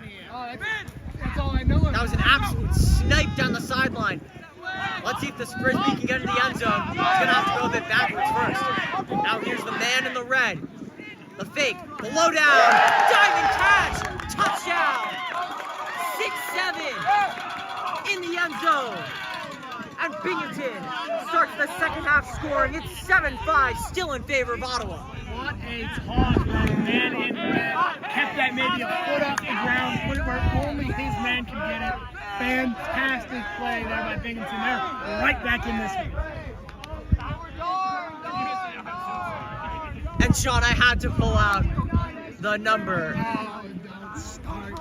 I can't. It's not the fact that I started. It's the fact that he's wearing it. That he just happens to be wearing it. I'm pretty positive it was by choice, because I would be shocked if it wasn't. Because apparently 6-7 is the new lingo going around 13-year-olds nationwide. The amount I had to listen to that this summer working as a camp counselor is just ridiculous. Have you seen the UNC women's basketball game that was at noon a few days ago? And it was just erupted for it? And the whole entire stadium of middle schoolers just erupted when UNC reached 67 points. You love to see it. It's so dumb that it's funny. I can't lie.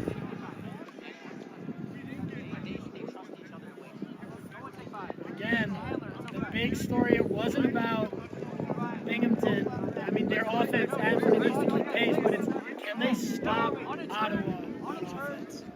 Because, yeah, they got their stops there, but that was when Binghamton was getting it first anyways. You're going to have to see it. When Ottawa gets it off of the pole, they're nearly unbeatable. Here's the signal. Now here's the pole. Looks a bit to the right, but it's still going to head to the left. It's actually going to land on Ottawa's right side or Binghamton's left side of the field. Wind really becoming a factor later on. Another sidearm by Ottawa. Another great reception by Ayad. Ayad, low ball. Snagged. How about that? The quick score. Ottawa, another point. Make that 8-5. The 3-point lead is back in Ottawa's hands. Again, Ottawa just so surgical. That levels offense. We saw Toronto running it in the previous game against Binghamton. It worked wonders there. Ottawa's taking that to a new level. They're nearly unbeatable when they get going.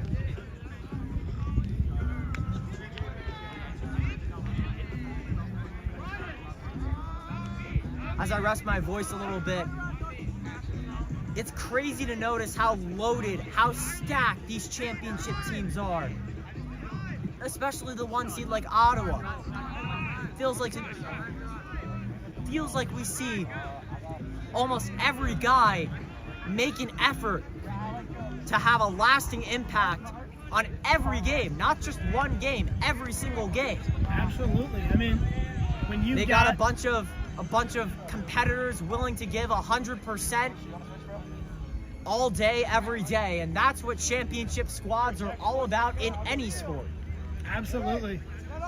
I mean, you look up and down Ottawa's roster, and you cannot pinpoint a weak point. We were just talking about that. Every single guy has the opportunity and the ability to take over a game when it matters. When you're going against a team like that, it's hard to beat.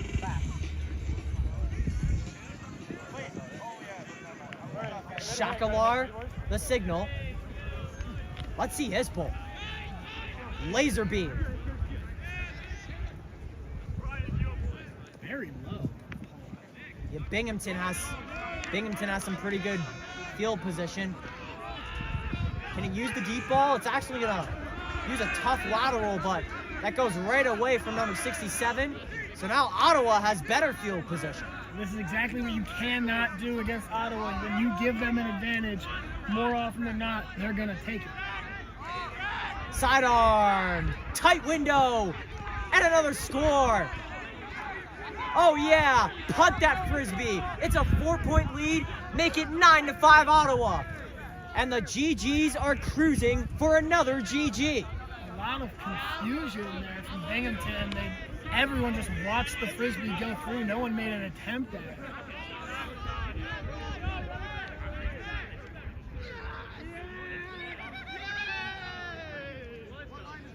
A lot of celebration so far. It looks like Binghamton's heading back over. Yes, sir. Binghamton What will the call be? I should miss my bong celly over here.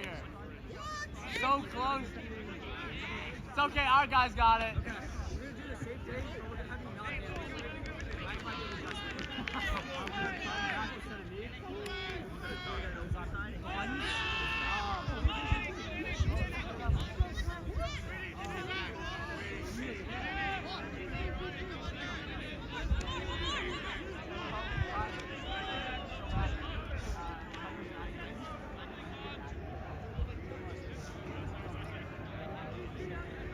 Can't help but kind of feel for Binghamton right now, because every time they get a little bit of momentum, it's like lighting a match, and then that match just gets stomped on by Ottawa's offense.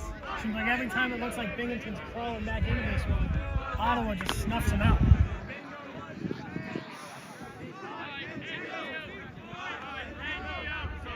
As the sun trickles into the clouds, the sun might be setting for Binghamton as well. Let's see if a spark can be lit in the final few minutes. Quick lateral, 67. Oh, nice snag. Now Binghamton's moving quick. Here's the hammerhead, deep ball, incomplete. And they've tried that. I think that was a bit too risky on Binghamton's end. Now Ottawa has possession once again, looking to add on to its already enormous advantage. I mean, at this point, nothing's really too risky. Like you're down 4 scores deep into the second half. I feel like you just gotta go for anything. They've tried that hammerhead before and it just hasn't stayed up in the air long enough. It's unfortunate, but I mean, it's the right decision for Binghamton. They need big plays. They need them soon.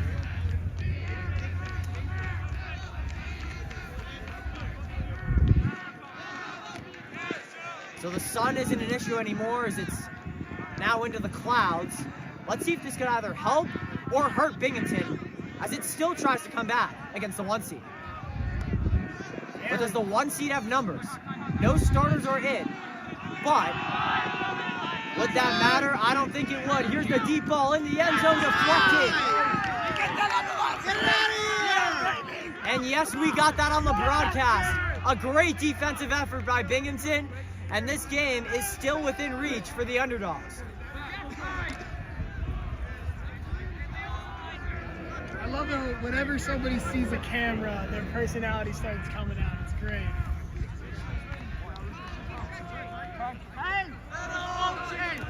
Binghamton needs to get this out of their own end zone. Binghamton had to maneuver a little bit. Now fires the deep ball. Here we go. Into the end zone it goes. Does it have a chance? No, it does not. Intercepted again by Ottawa. Ottawa's gotten all hands on the ball defensively. Now let's see if Ottawa has it again on the offensive end. They just marched down the field. Ottawa can take its sweet time if it needs be. Shot caller debated the hammerhead. Now it's just going to fling it to his right side. A short gain. Ooh, a nice snag by 95 in man-to-man coverage. Now bodying his defender. He's going to have to throw the other way. Shot caller near the end zone. He's just going to have to throw it up there, but it's deflected. Binghamton with great end zone coverage once again. And that's how Binghamton keeps itself in this game. Great defense where it matters most.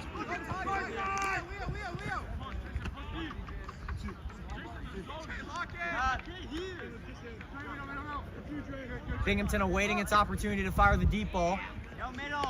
As that is its strategy so far. Get up the field too much and then fire that deep ball, but that strategy won't be present now. Another incompletion. This one a bit too high for the Binghamton receiver. Now what does Ottawa have in store? Shot caller directing traffic. Goes back to the middle. Now inside for 25.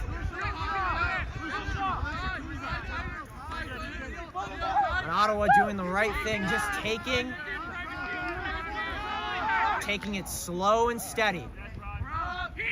Low throw, incomplete. Another chance for Binghamton late in this one. But will it be enough, Sean? I mean, not sure. I can't lie. You're getting to a point where you are slowly falling out of it. A lot of pivots right now for Binghamton players. It's been a strategy it's been implementing the entire match.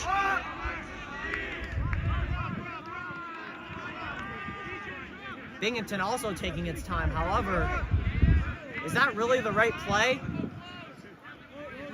Being down 4 against the 1 seed? I think now would be the time to go for the deep ball. It's bound to happen eventually.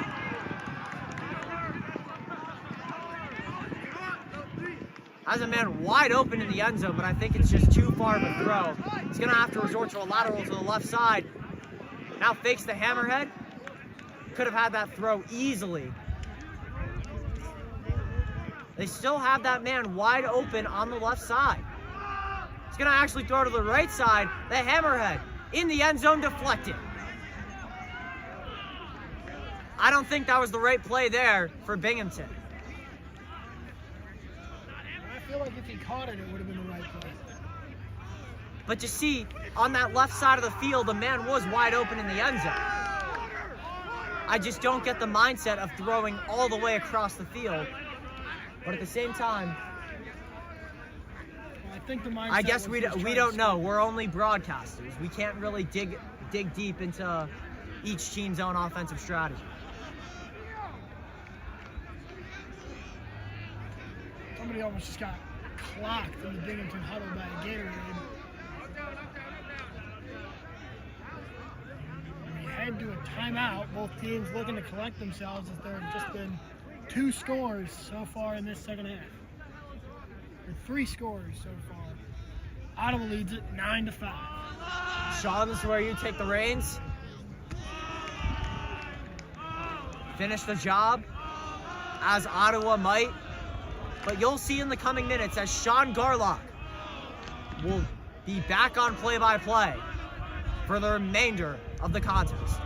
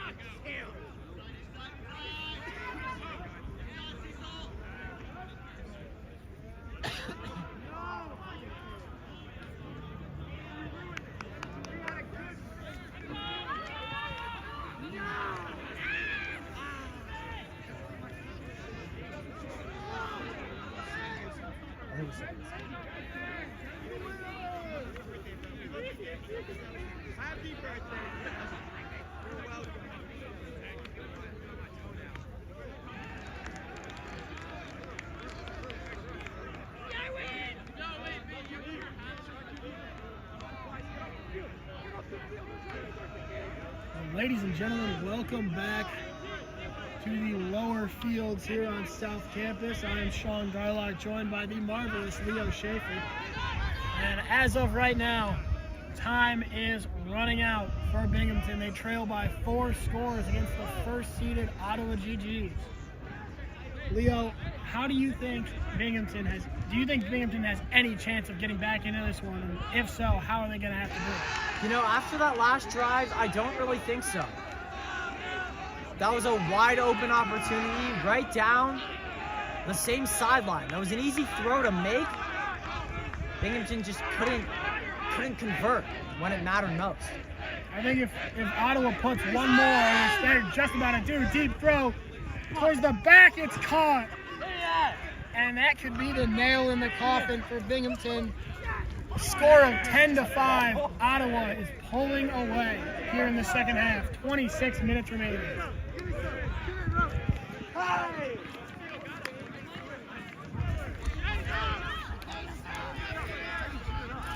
I'm never one to say it's over, but you might want to start the buses if you're Binghamton.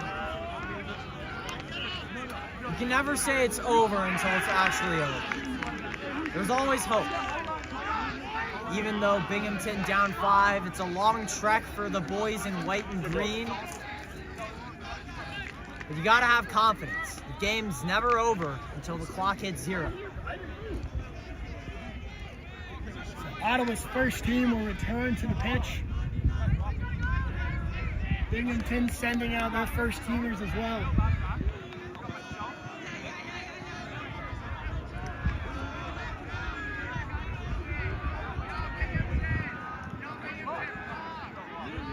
It looked early on. It looked like Binghamton was keeping up with Ottawa. They had those stops. Yes, they struggled to put score, but they were keeping Ottawa in check. And right now, we are a long ways away from that stop.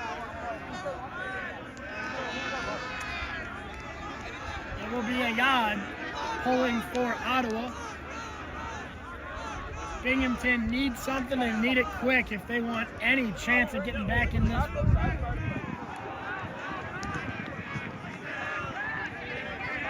We moved the camera to get into the sun, and the sun promptly went behind a giant wall of clouds. So Sorry, Sean. That's on me. Ayad's pull fading left. It's going to stay in play, coming back towards the middle now. A beautiful pull. And this may be Binghamton's last legitimate chance to get back into this one. Throws over the middle. It's over the head of the intended receiver. And Ottawa, There goes that chance, Sean. Ottawa very, very, very slowly getting to the Frisbee. They're taking their time here. And time is called. I was wondering why their receiver was so wide open. Now you know. But Ottawa already up by 5. One more score would put the icing on the cake in this one. Ayad with it on the right side. He'll hand it back to 13. And another stoppage.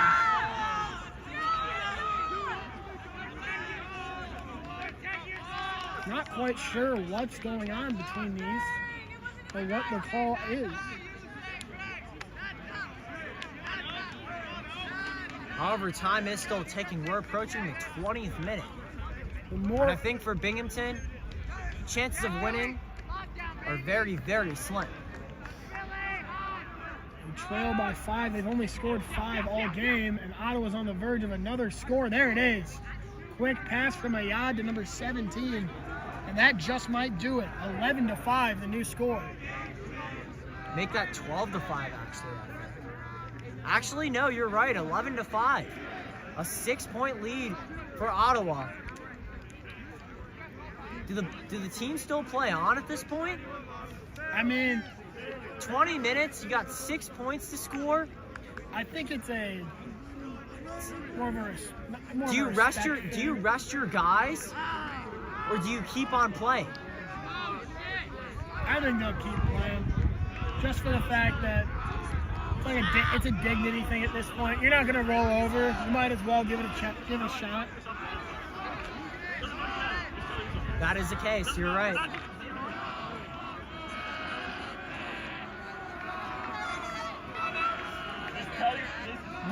If the scores hold, this would be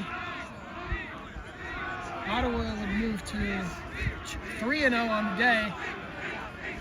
Binghamton, no wonder they're going to play on. Binghamton, this is their final game of the day. So Binghamton, without a win in this game, they will drop to 0-4 in this tournament and surely be eliminated. Well, the ride was fun while it lasted, from the crazy jerseys to the crazier celebrations. This team definitely had the chemistry, just did not have as much skill as the majority of the teams competing today.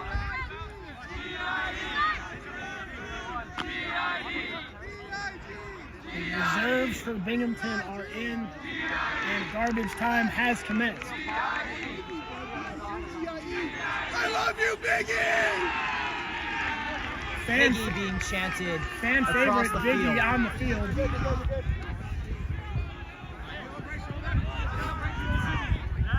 There's one thing about Ottawa, it's that they're not going to slow down just because they have this lead. We saw what happened when they did, and Binghamton kind of got themselves back in the game. Now Binghamton's slowly working up this right side. A low throw, and it doesn't come back up, and another turnover for Binghamton. So Ottawa, I would say they could take their time, but I doubt that's going to happen with how high-powered this offense is. A lot of fakes back and forth. Throw goes back to number 15. Number 8 with it on the far left side. He's looking for somebody. Back to 15. He's facilitated their offense this whole game. 25 go up and get it. They need something. He finds 60 and another score. 12-5 now in favor of the GGs, and as most would say, I think it's GG. This one's over. Under 20 minutes to go, and they're down 7. They'll play on, but I don't know for how much longer. And that urges me to propose the question again. You rest your guys, or do you fight the full 85? Well, I mean, they have nothing to rest for. This is Binghamton's last game of the day. Ottawa, since they're in the lead, they're not allowed to propose the end of the game. Has to be Binghamton. So as of right now, this game's going to go the full 85. Or whenever it's been decided. I really need this sun to come back out. You see, that might take some time, Yeah, there are. as well as a Binghamton comeback. Both of those things would take time, but Binghamton, I don't think, has the time. Just 18 minutes to go in this one. Binghamton trails by 7. Chances are slim. If I'm back there, though, I'll stay back there. Gotta say, there's not a lot of optimism.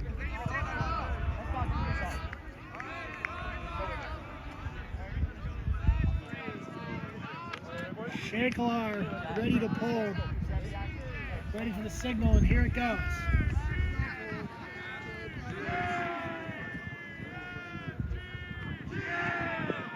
So Binghamton just playing for heart now. Gotta love that. Even though this team has not won a game all tournament, for the love of the game. Look at Binghamton working it down the field. Trying to get a garbage time score? Had I a respect man that. deep. He's got so many opportunities, and he throws it backwards. And he goes over his head. But the man in red is always there. He's inevitable. Goes back and goes and pitches over his head. I Number gotta 7. respect the trickery at this point in the game. The game might be over from a scoreboard standpoint, but in terms of having fun, this is what this tournament's all about at the end of the day. And the trick play, even though it was so close to converting, all I have to respect is the fact that they even thought that it'd be a great idea. Now Ottawa working their way back up the field. Great effort there from number 25, just couldn't reel it in. Binghamton's going to get another opportunity.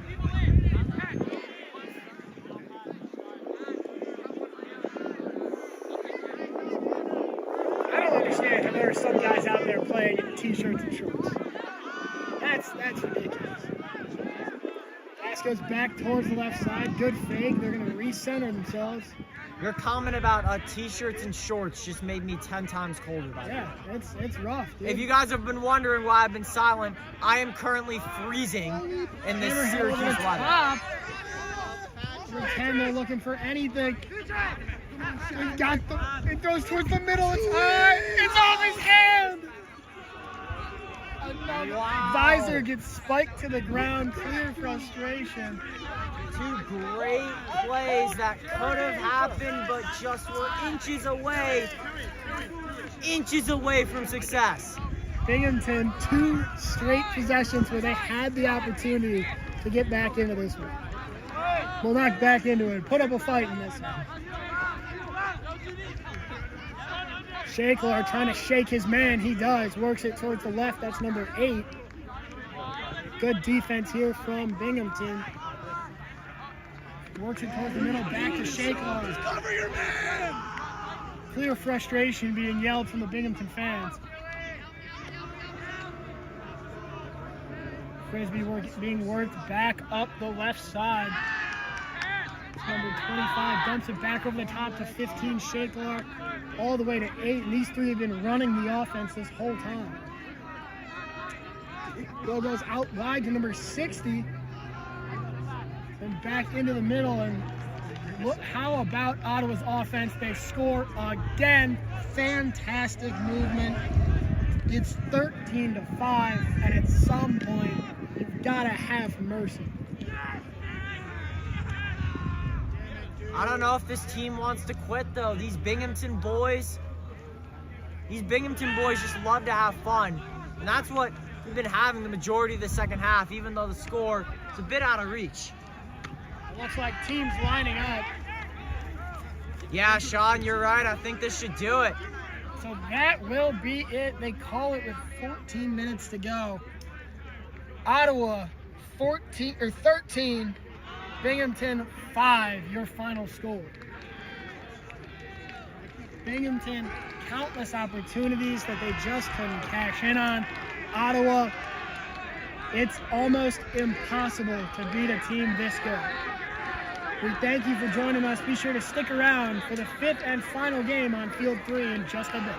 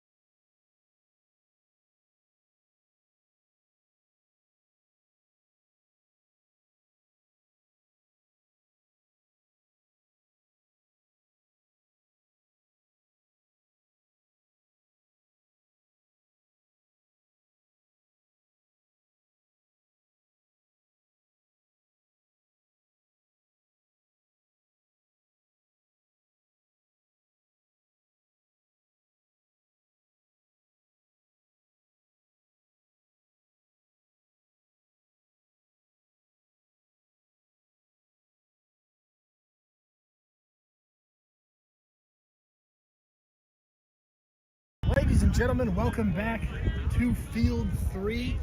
I'm Sean Garlock, joined by nobody else, as we are ready to see our final game of the tournament. It is number 1 seeded Ottawa taking on the number 4 seeded Yale. The pull is off. Ottawa will be kicking off to Yale to get this one started. Yale 3-0 as well as Ottawa, so this will be for the number 1 overall spot in tournament play.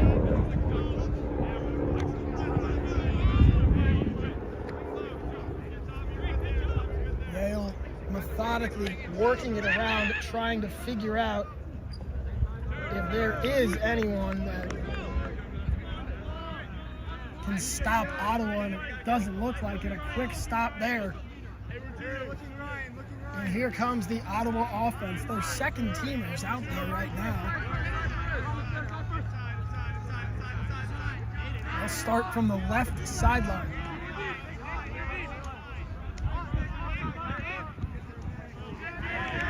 Throw goes over the head of the Ottawa receiver, and Yale has possession once more. Yale quick passes, moving it up the field. They're about halfway through. We have an extra Frisbee on the field. Trying to get that cleared quickly. Yale working up that left sideline, trying to find any form of weakness in this Ottawa defense, any crack that they can crawl through. They toss it over the top. They've got a man open left side, working close. They're right on that goal line. They'll throw it back towards the middle, give themselves a little bit of space. They find a man cutting towards the end zone. They've got it. And it's Yale striking first here in this one. The Bulldogs lead 1-0.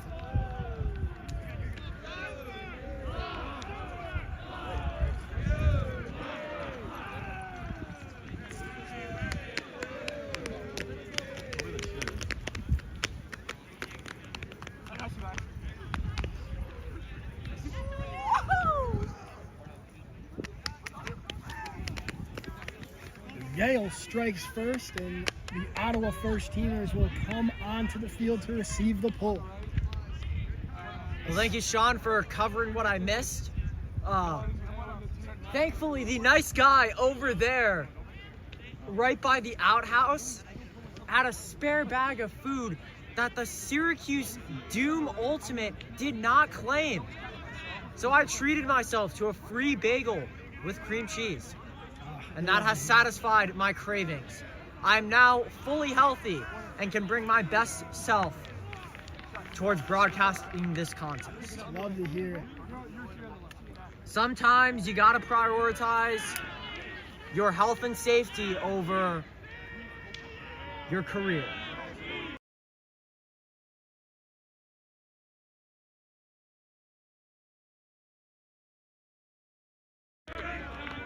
Actually, I have a solution to that. Watch this. Here's the portable charger. Yeah, charging. Beautiful. And so we are off here. Ottawa looking to answer back after Yale's original drive. They got a stop, but they gave it right back to the Bulldogs. Tossed deep over the heads of everybody. Ottawa trying to strike first, strike fast, strike hard. And I really like that approach for Ottawa's final game. Having a quick first step, getting a quick lead, maybe a comfortable 3-4 points to ultimately be able to ice this game like it did with its last contest against Binghamton. But Yale, much more difficult opponent than Binghamton. Binghamton was winless going into their last matchup. Yale has not lost. Both teams 3-0. Throw going deep to the end zone, but it hails out of bounds. It'll be incomplete. Possession back to the GGs. Be interesting to see how this Yale team formulates its offensive scheme with Ottawa's ever so changing defensive tactics from the zone to the man. I think we've seen it all from this team on this field today. Possession to Ottawa. Ball is in play. They're going to toss it deep, looking for a yard over his hands and slapped down by the Bulldogs. So Yale will take possession once again. Ottawa's trying to go deep early. Yale will get possession right at their own goal line.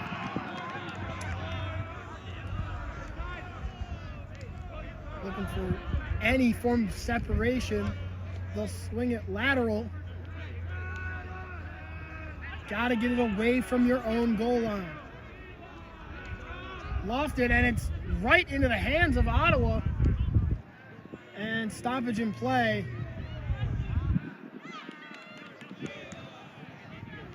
What is the call?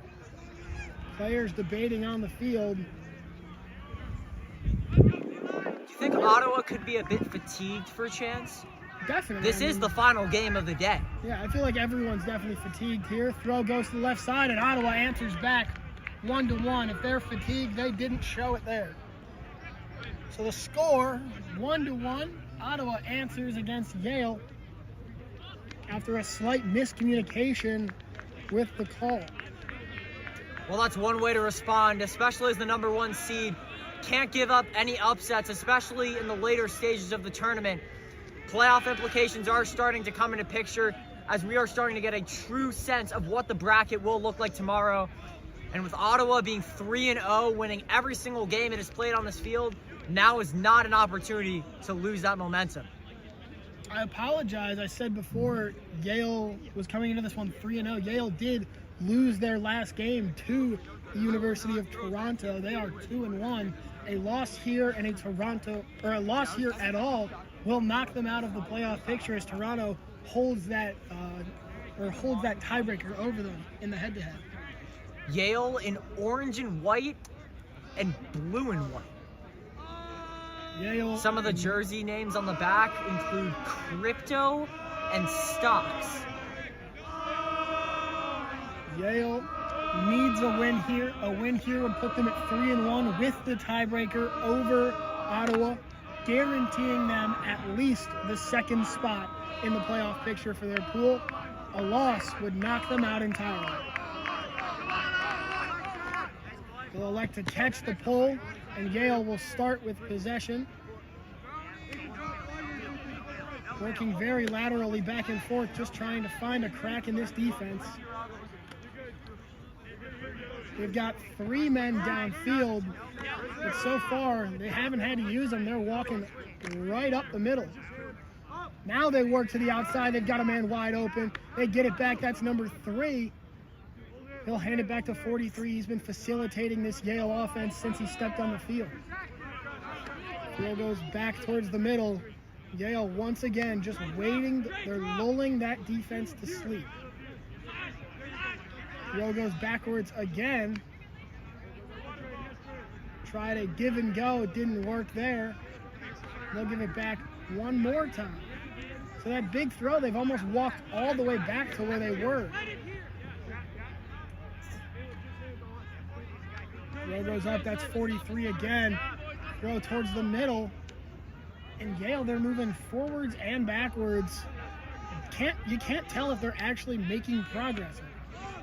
Well, it's hard to tell if progress is being made in Ultimate Frisbee because you see a bunch of those throws laterally in the opposite direction, all as a way of trying to get an advantage, to try to read defenses a bit better. So it's hard to tell most of the time if a team's really making progress because they aren't really going forward all the time. Jab step there from 43, throws it along the sideline. That's caught. Trying to maneuver any space, throws towards the middle. They're right on the goal line. They need something, and they get it.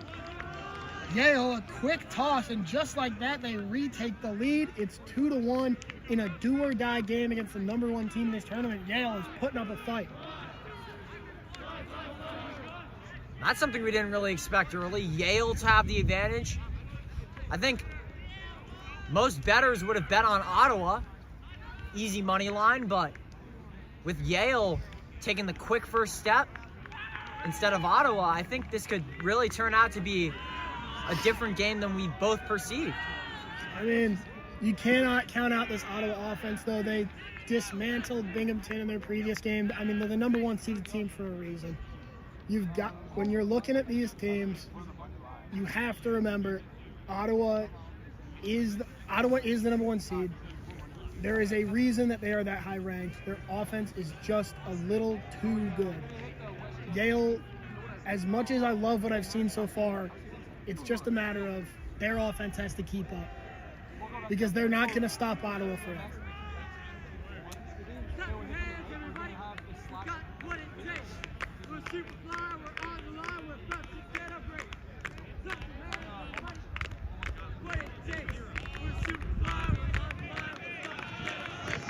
A little bit of energy coming from the Yale bench. Here, here. Here's the signal, waiting for Ottawa to answer.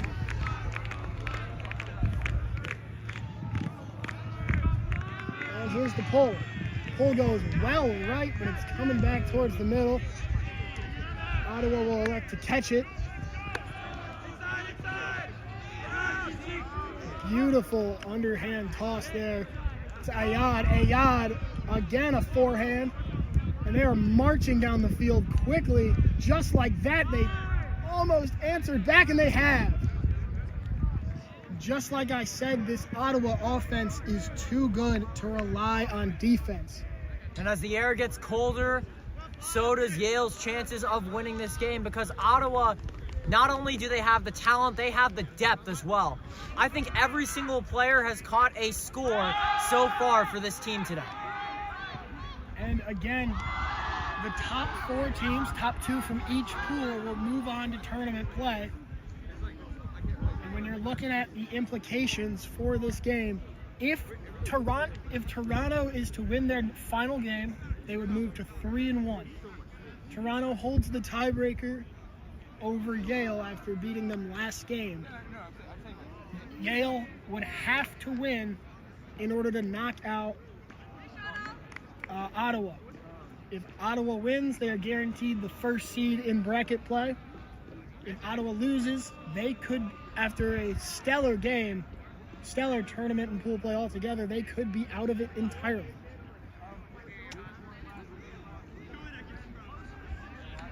Well, that's just for us to see at this point. Both teams, same amount of points, the 2-2 game.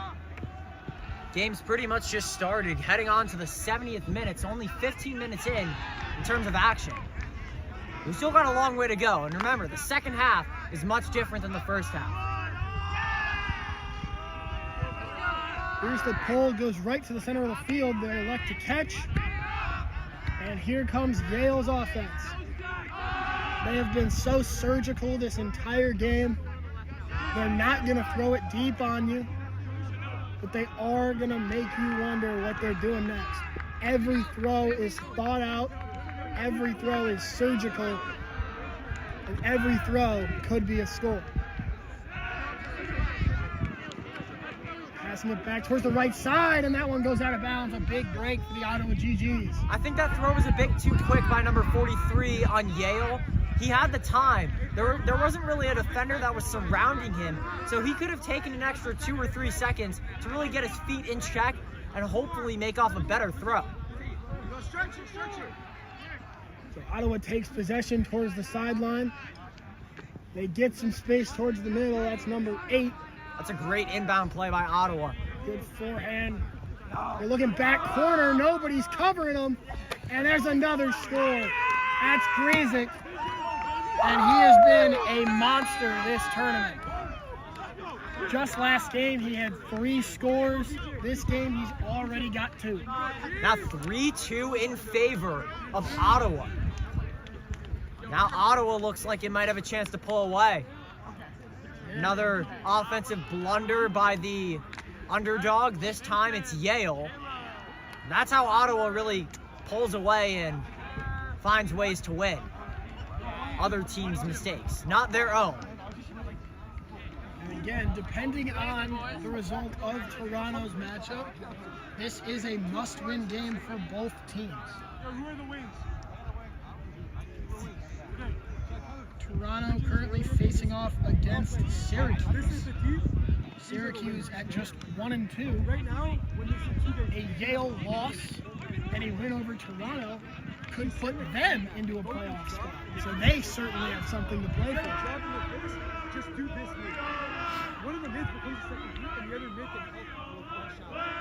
Score 3-2, Ottawa leads. We are only 15 minutes into this one.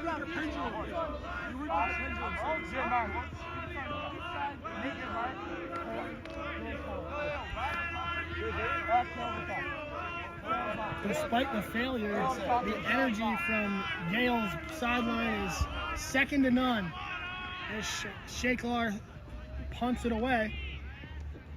We are on.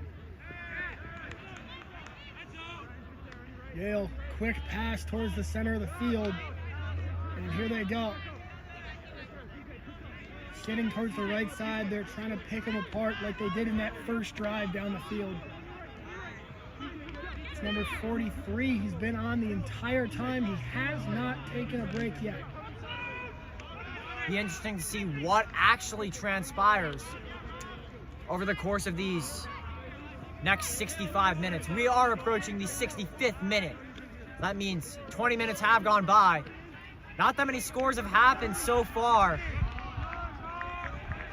Yale starting to make up some ground, but as we've seen before, right when they start making up ground is right where they start losing. Cross towards the middle, and here they go now on quick movements and a near pass breakup. They've got a man in the goal, won't go for it. Right on the goal line, just can't make a mistake here. Have to be smart. And they are. Number 8 pulls it in for the Bulldogs, and it's another tie game. That's a really good job by Yale's offense. Way to use the full width of the field to its advantage. We've seen other teams screw up on the goal line when playing against Ottawa, but for Yale, it seems to be the exact opposite. They're only producing more opportunities rather than creating bad ones. They're causing panic in that Ottawa defense. These short, quick passes, it causes confusion when they're back there. Ottawa has no idea where the Frisbee is, and when they don't know where the Frisbee is, they lose their man. All of a sudden, 14 people are open, and they only have 7 men on the field.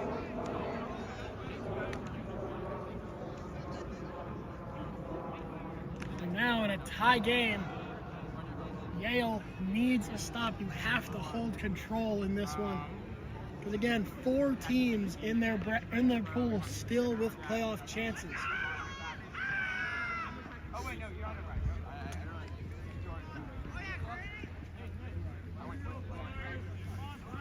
They're slow, they're calves, they have over the tops. Like they are going to try and methodically pick this apart. If we can force them to take it back in a row, that's fucking like I just came everywhere. A score in the Toronto versus Syracuse game just happened. Everywhere. Toronto celebrating. Just another reason that this Yale team needs to win right now after dropping their last game. A loss would knock them out of pool or bracket play.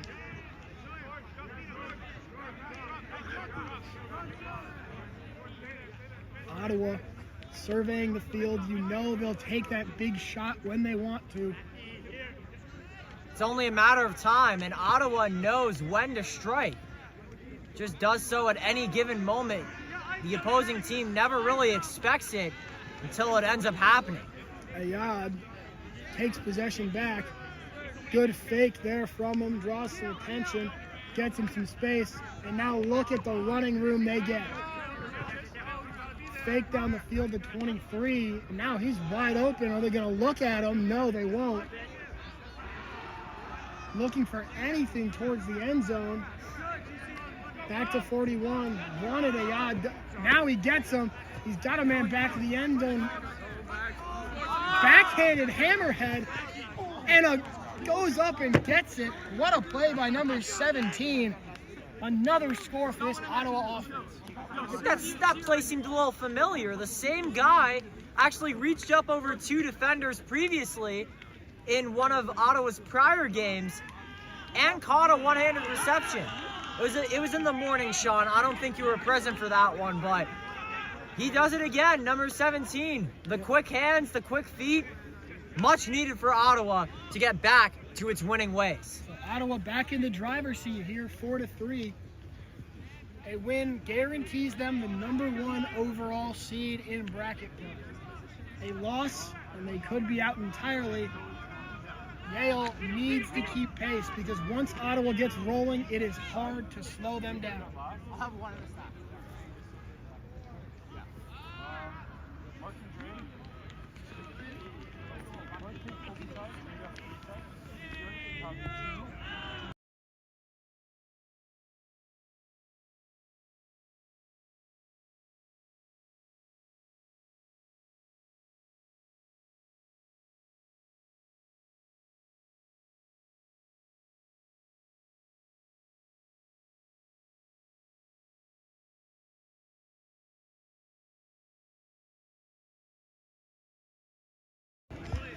Here we go. Yale will get possession back once more.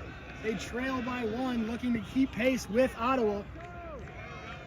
And some confusion from Ottawa early on. Yale had a man going downfield that likes not to go after it. They'll stick with their short term. Yale marching right now, and they'll work their way back, trying to find any form of space.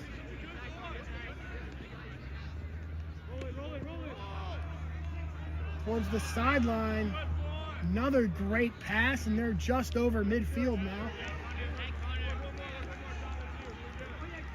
Work their way back to the middle of the field.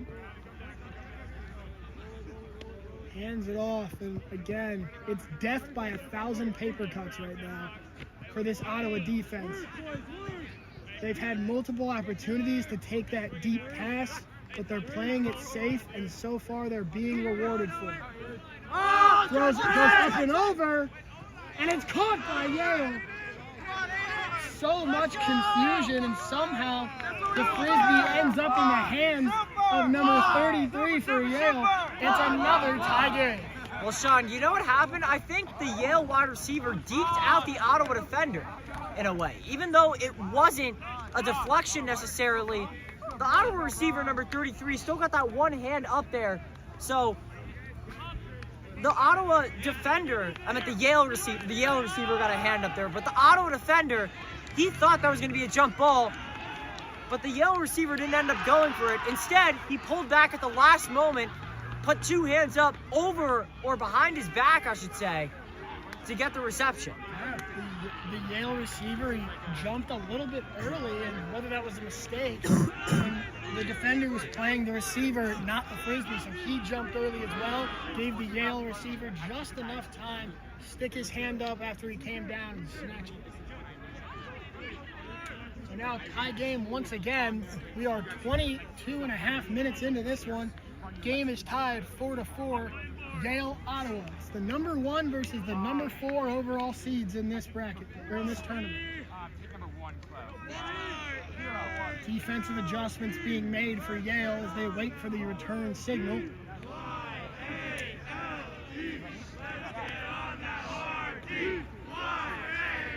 There's the pull from Yale. Very short. And Ottawa will take this with great field position. Fires the outside. They've got a man deep. They're going to go for it. Running past his man. It's not even a competition. Number 17 for the 3rd time this game.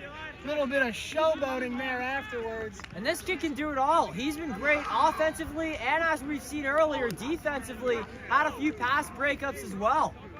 I mean, seems like the team MVP, at least for this game. He has been running through this Yale defense. No one can keep up with him. It's like when you're playing recess football as a kid in 2nd grade, every single game the fastest kid gets picked first. That's exactly what's going on right here. No one unfortunately, can stop I was not the fastest kid growing up, but you are very much right about that. I was not either. It was always this one kid, Kyle. It was always first pick. But No need to name drop the kid. I'm name dropping. No, but number 17, he's just no one can keep up with him on the defense, and when he gets behind somebody, when that Frisbee was in a perfect spot, great throw by number 83, Ayad, there's just not a lot you can do there.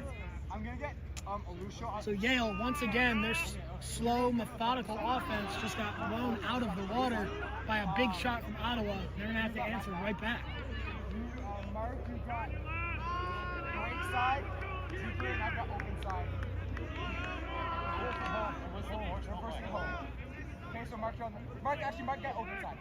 Okay, then I got hand. This way, 3, 2. And that is not even close. Oh my goodness. This pole just There went it goes through on the other field number 4. Watch out. Even that game had to pause a little bit.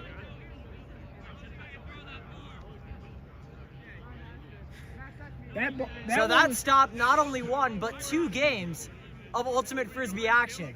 That was by far one of the polls that I've seen today. That was one of the polls of all time. Yes. That went so far right, it almost hit the far sideline in the other field. But Yale will start with it at midfield now. Once again, going back to their regular offense.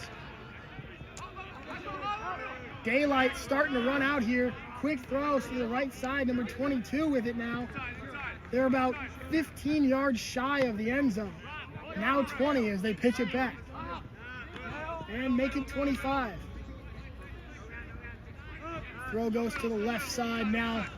Just looking for anything. 33 trying to get some separation. This Ottawa defense has just been great.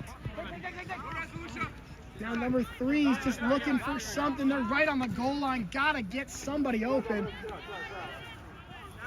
Fire to 43 on the left side. He's got 4 defenders, no receivers.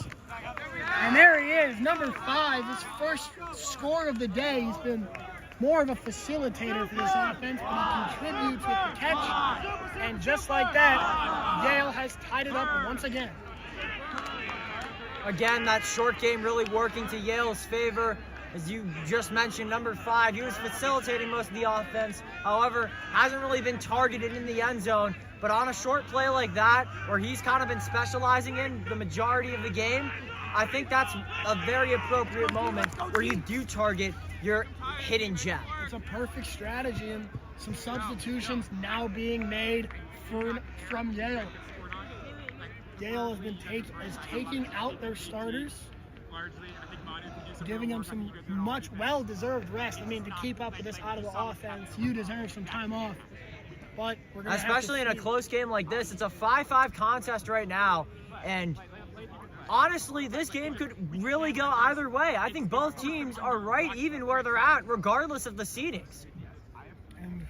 But the thing is, Ultimate Frisbee, it's a game of depth. You can't just have 7 good players. You need a full team, because when it's 85 minutes straight, eventually you're going to get tired. You have to sub people on. We're going to have to see how this Yale defense can handle Ottawa's offense. Is that one going to stay in play? Nope, it's going to fade out of bounds. So the pull for the second straight possession goes out. And against a team like Ottawa, that is the last thing you want to do.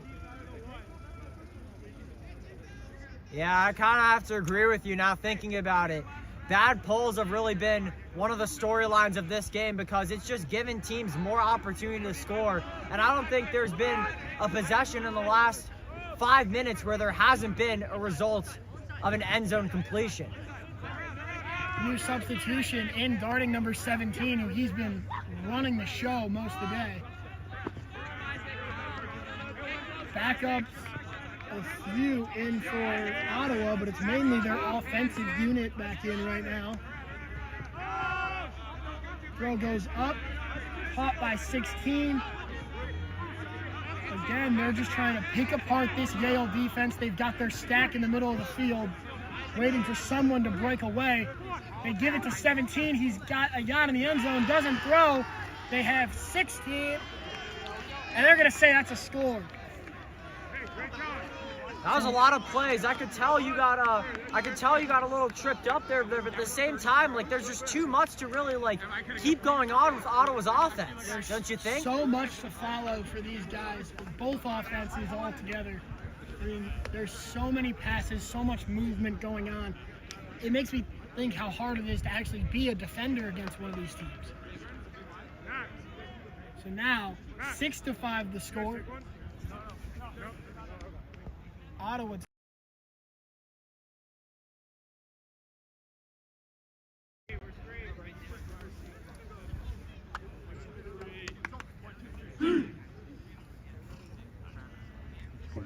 I don't know if you can see the scoreboard based on our cloud graphic, but score is now 6-5 in favor of Ottawa.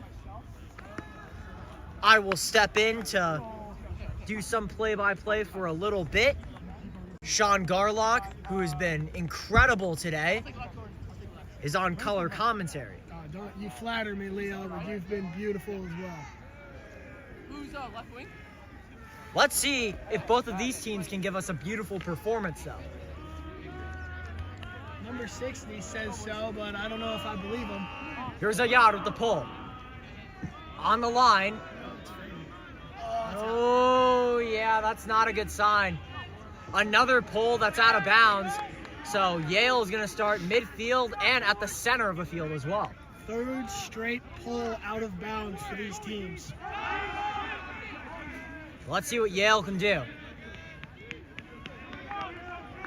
Pretty much a triple team. So why not go to its left side? Fake the handoff, now fake back, but they're gonna rule that a catch. That might have been in contact with the ground.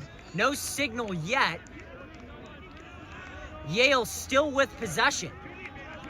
However, not that much room to work with as Ottawa's defense is applying all the pressure. Only one man back, the other 6 up in front. They know that Yale isn't going to take that shot deep, so why not put all the pressure in front? Yale trying to switch sides to even have a chance to crawl up the field. Unfortunately, it does not seem to be as effective as it should be right now. Yale just stalling at this point. Trying to make something out of nothing.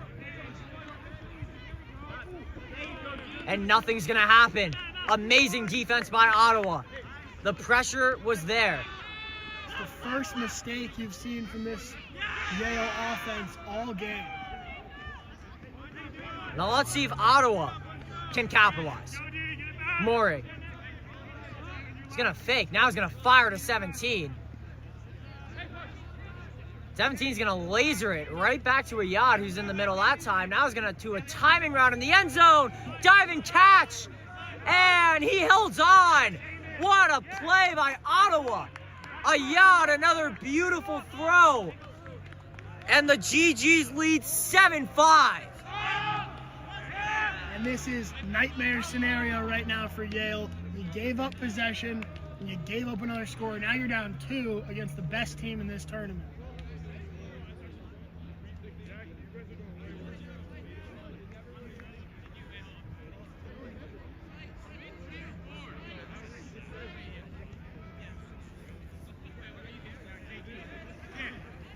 And it looks like we have approached the end of the first half. So we take a break on the field. We'll also take a break from the broadcast booth. We'll see you in about 5 minutes.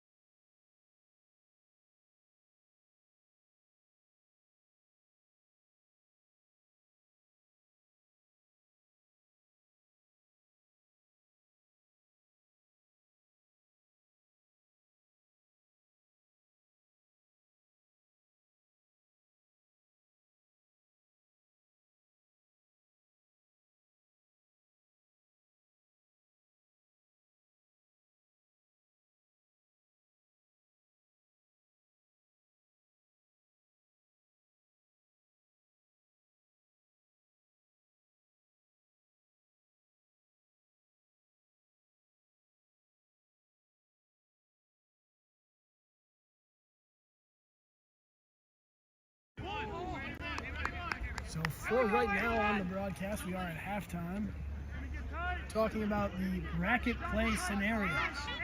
As of right now, it stands Yale at 2-1, Toronto at 2-1, and Syracuse at 1-2.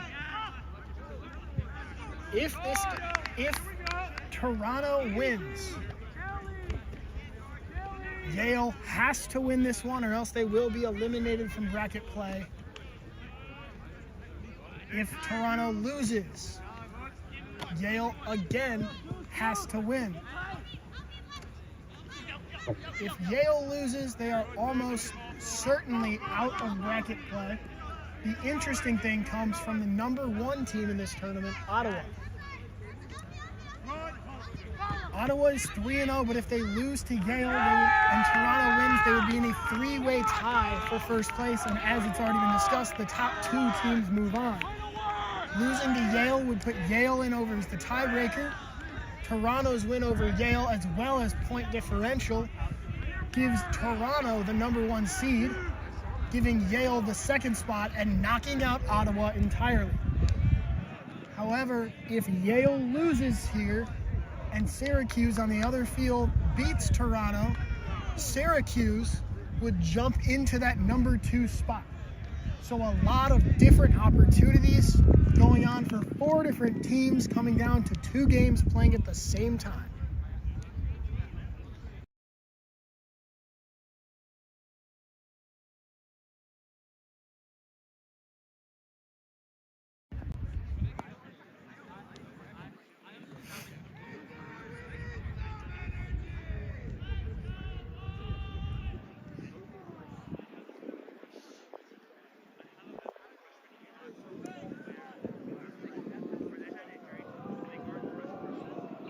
That Syracuse versus Toronto game, currently 5-4 for the Orange. We're getting ready to start our second half here. Ottawa leads Yale 7-5. A must-win game for both teams. Ottawa playing for that number 1 seed, Yale playing for any seed at all.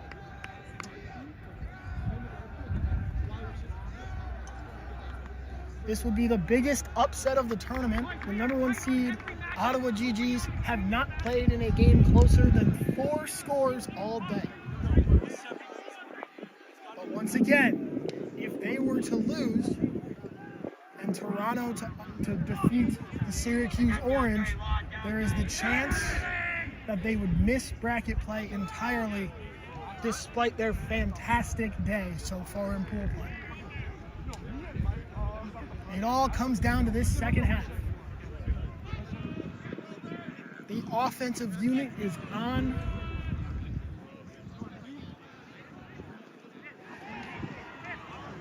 A score on their opening drive would give them a 3-score lead, which they have not relinquished once today. Once it gets to 3 scores, it is almost impossible to come back against this Ottawa team.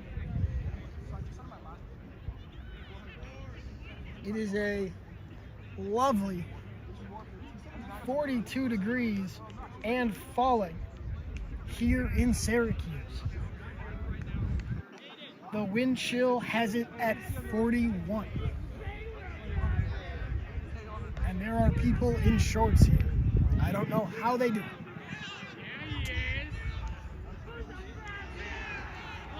There's the signal from both sides. And this second half is on. The pull from Yale goes towards the middle, gets bobbled around by number 16. And here we go. A score here from Ottawa would almost certainly give them a cushion that they will not give up. So Yale desperately needs a stop. Working it up the left side. Throw back, very close to the ground there. 41 saves it. Back across to 13. They're just surveying the field, looking for a crack. 17, arms in the air. He had a chance, nobody saw him.